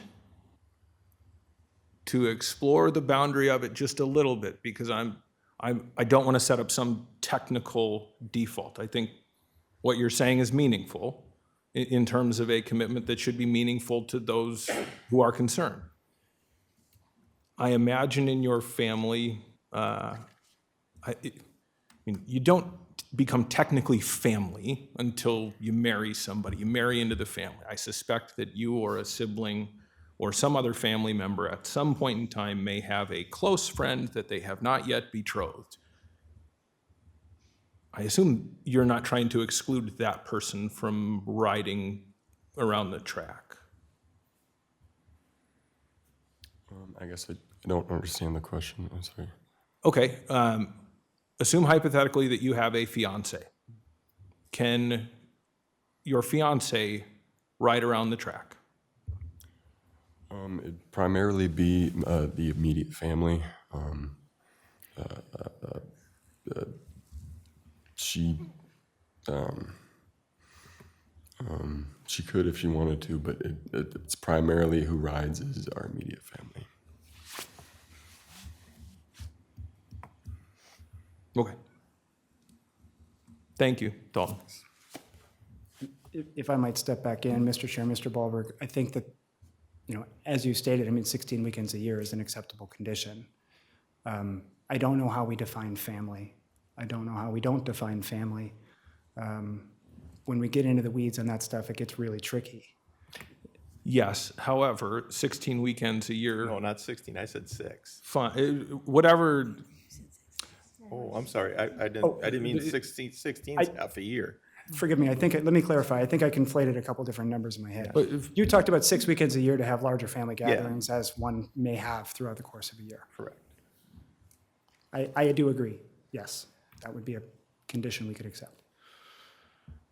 So other than those 6 weekends per year, which is a condition that you would accept, where it would be a larger family gathering, then otherwise the use would be for the occasional ride by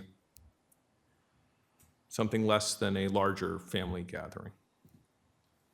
Correct. And the conditions by our very intelligent attorney and his very intelligent counterpart over there that memorialize that would be fully acceptable. I honestly don't have the authority to answer that question right now. It's fair. But And I very much believe they would be. Dalton's testimony is probably as compelling as anything else is on that front, for me. Mercifully, I don't have anything else. Do you have anything, Dan?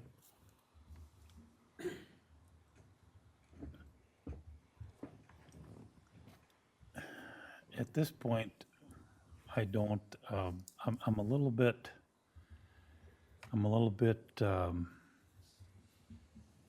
dismayed by the whole, these numbers of 5,000 yards being, done illegally without a permit, whereas in my mind, and I realize what Barry was saying in regards to the 4,400 yards, but in my mind, it was approximately 2,600 yards because the rest of it was used for the shed build. That's the only comment I had to make on that. As far as the amount of use, I'm really on the fence on that one. I'm on the, do we have the right to go in there and tell them how many times they can use it? If it's a private property, that's kind of where I'm at right now. Tell me something, do you think that if there was a nuisance going on and it was reported several times to the sheriff's department and they had to make calls on it, is that something that would be investigated eventually and mitigated through the MPCA? Maybe that's outside of the planning commission scope. I think that's probably outside of our scope. I think that there's all sorts of things you can do with a nuisance, right? That you can call up the MPCA and they can say, well, fine, you called us 1,000 times, we will come out, we will take measurements, we will determine this, that, and the other thing. I think you can take the least attractive option and sue your neighbor for some sort of private nuisance on your property. I have no idea whether Minnesota law supports that or not. Yeah, you can make life a headache for them. I don't think it's going to be something that ultimately shuts down the use unless it comes through a zoning enforcement action. I don't think the sheriff's going to get involved to that level in a civil thing like this and prevent people from using their private property because the neighbor called in. That'd be a tough spot. Yeah, you're probably right. I'm just questioning it, because there's some things that are outside of the scope of this board. And that's what I was questioning on that part there with the nuisance and the noise. It's a hard thing to measure. If the property owners were agreeable to something like that, to put as a condition for a land alteration, I'd go along with it. And to me, it sounds like here they are, like even. Yeah, it's a give on their part, but it's also, we're dealing with an act after the fact, like it's been brought up many times. It's It an is. after the fact. Doesn't change our standard, right? We have to look at it fresh. Yep, it doesn't change our standard, but it makes it harder for us to determine what the conditions are. Yes. It's not the preferred path. No. And on some of those things, talking about conditions, if we were looking at this on the front end, and I don't know if we would or not, we probably would have done a site inspection on the front end. And looking at the property, what I would call in the northeast corner of it, or that area of it, would we have talked about some type of a filtration basin, for the water runoff? I mean, it's just adding it onto it for where we're at. I'm not saying to do it or not, but I mean, would that have been something? We all know water runs downhill. We all know what it looked like out there. We all know it was a hill there. Would we have asked them to do something to maintain runoff there? I don't, it would have been something we would have had to have discussed. And, maybe that's something of a condition we could talk about now, along with that, to try to do a corrective action and do some type of filtration basin down in there in that southeast corner where we know there's going to be runoff. Janice? Well, I would agree with what you're saying, Dan. I think also if the permit had been gotten or applied for at the beginning of this whole thing, that there's a lot of questions that have come up that I don't know the answer to, just like you're saying. And it would have given us some time to try to find answers to those questions. And because of that, I think there are lots of questions that I don't even know what I should be asking, too, because of all the things that have happened out of sequence. I think that what you have said and what Pat has said and what Dan has said, and I haven't heard from Ken yet really about what his feelings are now, or from Eugene, what you're thinking, but I would, at this point, be looking to our county staff to provide us with the information to the questions that we have before making these decisions, too. Giving us some adequate information to get answers. And Barry, you're looking at me like I'm confusing you. Is that something you don't want to do? Well, no, it's just at this point, I haven't heard any questions that need answers to. Well, like Dan was saying, you know, should we have asked for a basin? I don't know, for instance, what it means that this property borders on the water runoff into the St. Croix, or into the Mississippi River via this river. And what does that mean for us as planning commission members to make realistic expectations of the applicant? Well, to abide I by? can actually answer that question right now if you need it. Okay, well, see, these are things. Ultimately, you know, the planning and zoning, as a planning and zoning office, we are not drainage experts. What? We are not drainage experts. In this case, due to the amount of disturbance on the site, the drainage experts that review this stuff every day have been to the site and have recommended stormwater management, pollution and management plan for the property, which has been prepared by the applicant already. I, in these situations, rely on the expertise of the MPCA because they are the ones that handle these types of permits, the National Pollution Discharge Elimination System permits on a daily basis, which they're in the process of going through. They have their application ready to submit. They have the SWIP that's required as part of that application with it. And to me, they are the ultimate experts when it comes to stormwater management. So ultimately, there's your answer is, a condition is must follow all requirements for state and federal stormwater permitting. And your office would be prepared to make a list of those requirements for us to review as the planning commission? I don't have those requirements. Those requirements are with, No, but you would provide those.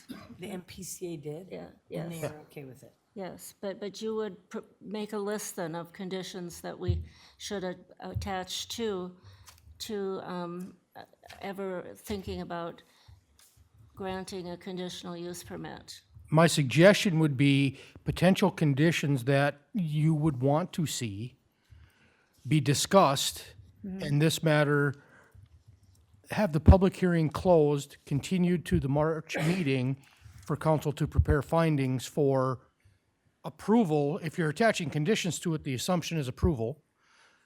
If you're not looking at doing that, then the motion looks somewhat different, but in the staff report, we're referencing the same, recommending the same basic motion, whether you want to approve, deny, or a combination of close the public hearing, have council prepare findings, whether it be for approval, denial, or some type of modified approval and denial, partial approval, partial denial.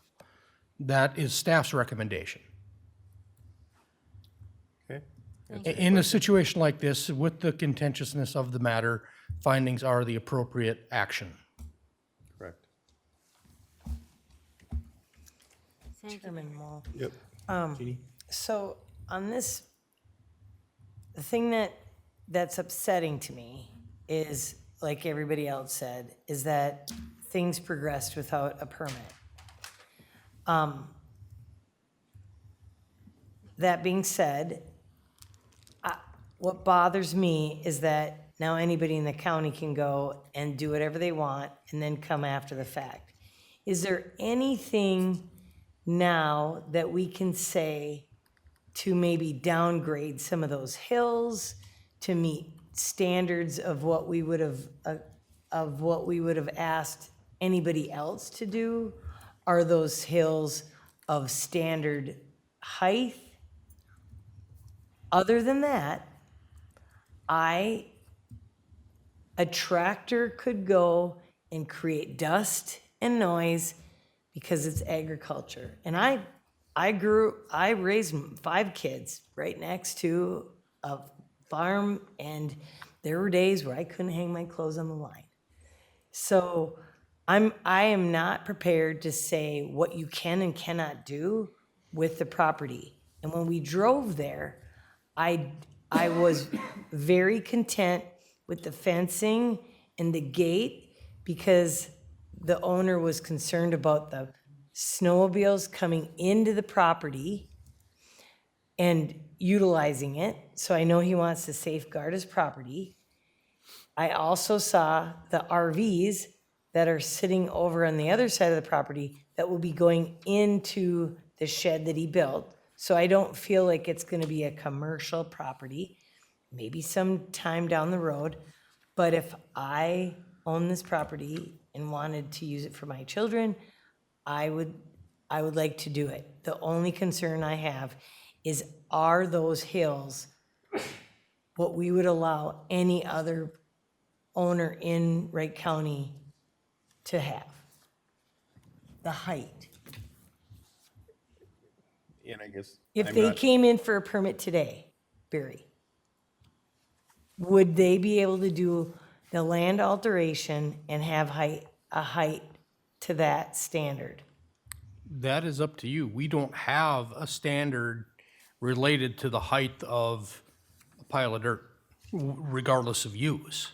So there's no standard to apply. It's all at the behest of this commission, what you would want to see or what you know, to evaluate the dirt movement that would have taken place, or So- in this case has, whether it's before or after, there's no standard to apply to it. In this case, I can't point to anything to say it's too high. Okay, That- so that's- if they came in today and said, Barry, I'd like to get a permit to build this with the land altering, what would you say? I would present to you what has been applied for and said, here's, you know, It would be on us. it would be on you. It's Because on- I don't have a set And of have we performance ha- standards. And do we for have dirt. any precedent of this magnitude before for land altering? Did this board, has ever, anybody came in with this land altering? I wouldn't.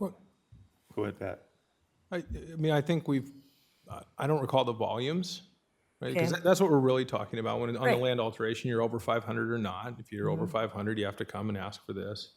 I think we've had comparable volumes on some applications that are unrelated to this. I think it was moving fill in and things like that. So I don't know that there's precedent on the land alteration component. The actual stuff, if I remember it right, maybe there was a land alteration component of it, but it was more the It was already done. it was already done. Yeah, because he had already done that for private use. But had he gone over the 500? No, I don't think he moved a lot because he went around the topography of the Right, land. right. But it went from the, because his kids were actually in the competitive circuit. Okay, and they used that all the time with their friends sometimes. But then what he wanted to do was bring in an outside company to have competition on his property. That's what we were permitting. Yeah. Yeah, training. It was a. Sorry, It training. was a training. And I wasn't involved in the planning commission back when that was gone through, so I don't know what evaluation was done of the dirt work itself. Maybe it should have had one. I don't know. I wasn't involved in that at that time. If that's the case, then I'm all for, like, going forward. And, you know, we also have to look at, the permit is for dirt altering, you know, no permit. But if this was a farmer, Right.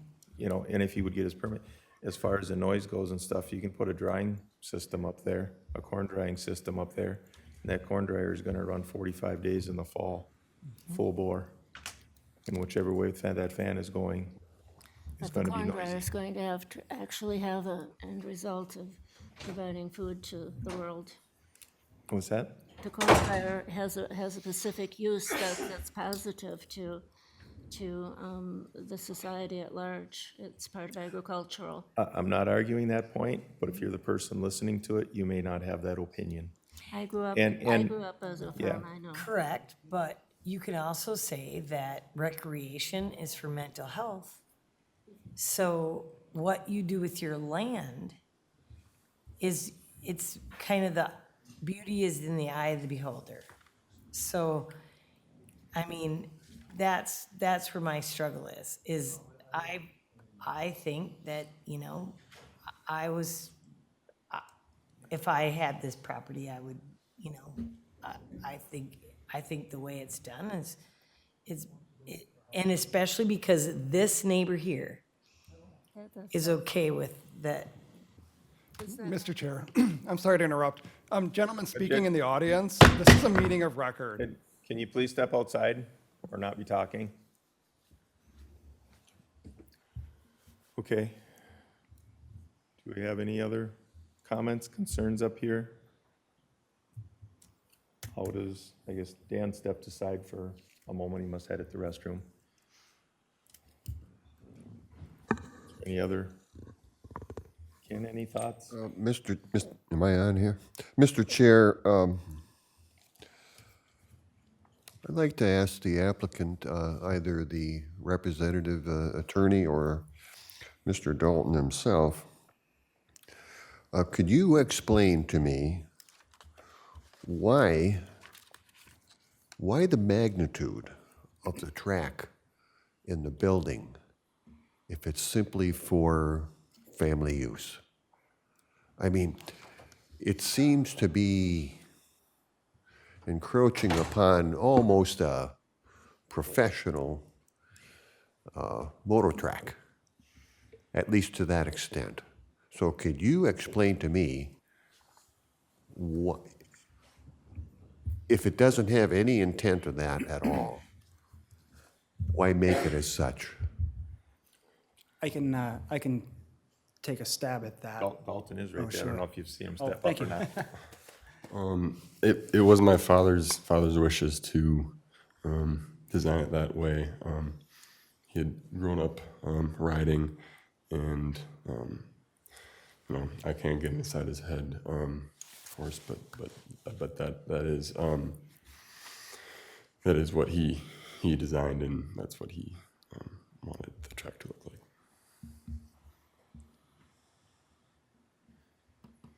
Do you have anything to add? I don't. No, I can't speak for the family or All my right. personality on that. Okay, very well. Well, Mr. Chair, I have a question of Mr. Kreiser. Mr. Kreiser, now this is a condition, or a proposed conditional use permit, and they run with the land in perpetuity, correct? Mr. Chair, Member Felger, that is correct. Okay, which means that the Dalton family could very well improve this to the standard that they're engaged in immediately and ultimately sell it. Now, let's say this is an attractive property now. It's got a professional track on it. It's got a huge building. It's got a viewing deck. It may attract enthusiasts from the motocross industry. What would prevent, let's say, a motocross club or a nationwide endeavor coming in here, purchasing this attractive property, and turning it into a professional motocross track? Mr. Chair, Member Felger, I think really the only thing that you could do to try to prevent that is the condition that Dalton agreed to, which is that you limit the use to immediate family or extended family of the people who own the property. If it was owned by a motocross track, clearly a corporation would not have any family, or benevolent society would not have any family, but the person owning it would. And in theory, then that condition would then transfer over to the next property owner. Maybe Mr. Malberg has other comments, but. I mean, isn't there a limit on the use for that sort of commercial operation to come in and purchase this property and without coming back here to get a conditional use permit for a commercial outdoor recreational use? That's your limit. That's what prevents the for-profit operation from doing it. Your question's not that different from mine from earlier, which was trying to eliminate that hook, with it being some not-for-profit, not open to the public outfit that buys it and brings in that sort of commercial level traffic. Yeah, Mr. Chair, member. That condition hits them both. Yes, and Mr. Chair and Member Mulberg and Member Felger, thank you for supplementing that, because you can't open it up for commercial or to the public without coming back here and getting a commercial recreational use permit. So if they do that, they're violating our ordinance in and of itself. So, I mean, we generally put our conditions in there that you have to follow our zoning ordinance. Some people follow that, and others we have to then deal with through the due process course we take. One other question, Mr. Chair. What is RDNT? Mr. Chair, Member Felger, RDNT is a zoning case that was decided by the Minnesota Supreme Court. Okay, Sorry. never mind. You had two attorneys talking. And I knew Mr. Softly knew the decision. I'm sure he cited it to me at one time or another. Who won? I'm one of the good guys here. I don't do citations and courtroom time. Do we have any other comments here? Any other questions, concerns? Chairman Mull, I'd like to move to approve the findings to go forward with the condition that it is family only. Do you want me to state anything else? Close public comment. Oh, I'd like to close the public comment. Commissioner Holland, maybe I can try to clarify your motion. Okay. You're closing the matter to further oral and written comment and closing the public hearing. And your motion is to direct staff to draft findings consistent with an approval with the condition that was agreed to by Dalton on the record here to limit this to family and any other conditions that planning and zoning staff would like to recommend to the commission to be reviewed at the continued hearing on March 7th. That is it. Do I have a motion? Do I have a second? I'll second that. Motion made and seconded. Is there any other discussion here? Mr. Chair, the motion referred to Mr. Dalton's testimony tonight. Does Mr. Dalton speak for the fee owner on this? Or are you yourself a fee owner, Mr. Dalton?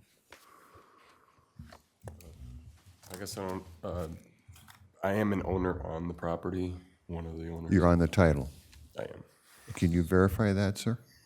I can submit paperwork to you to verify that if you need the paperwork submission. If you look at the county tax record right now, you'll see it's co-owned by John Turp and Dalton Turp. Okay, very well. Thank you. Yes, I can confirm that for you, Member Felger. Thank you, Mr. Chair. Any other discussion? A question of clarifying on the motion. It's conditions as you outlined with the family and the reference to the typical conditions that staff might prepare to go along with this, and otherwise as consistent with the discussion that was had on the record tonight. Yes. Okay. Okay. Any other discussion here? If there's no other discussion, all those in favor signify by saying aye. Aye. Aye. Opposed, same way. Aye. Aye. Motion carries. Let it show that Janice and Ken voted against. Okay, Thank you, Chair. we will see you next All right. month. If I could, just for the public's information, they did close the public hearing. No further written or oral comments will be received in this matter. If they're received via email, they'll be summarily deleted. If you mail it in, we'll be mailing it back to you. So, just so everyone's on the same page. All right. Do we have anything else that needs to come before the board? Barry? I don't have anything, Mr. Chairman. Right, do I have a motion to adjourn? I'll make that motion. Have a second? Second. Motion made and seconded. We are adjourned. Thank you. No discussion. No discussion.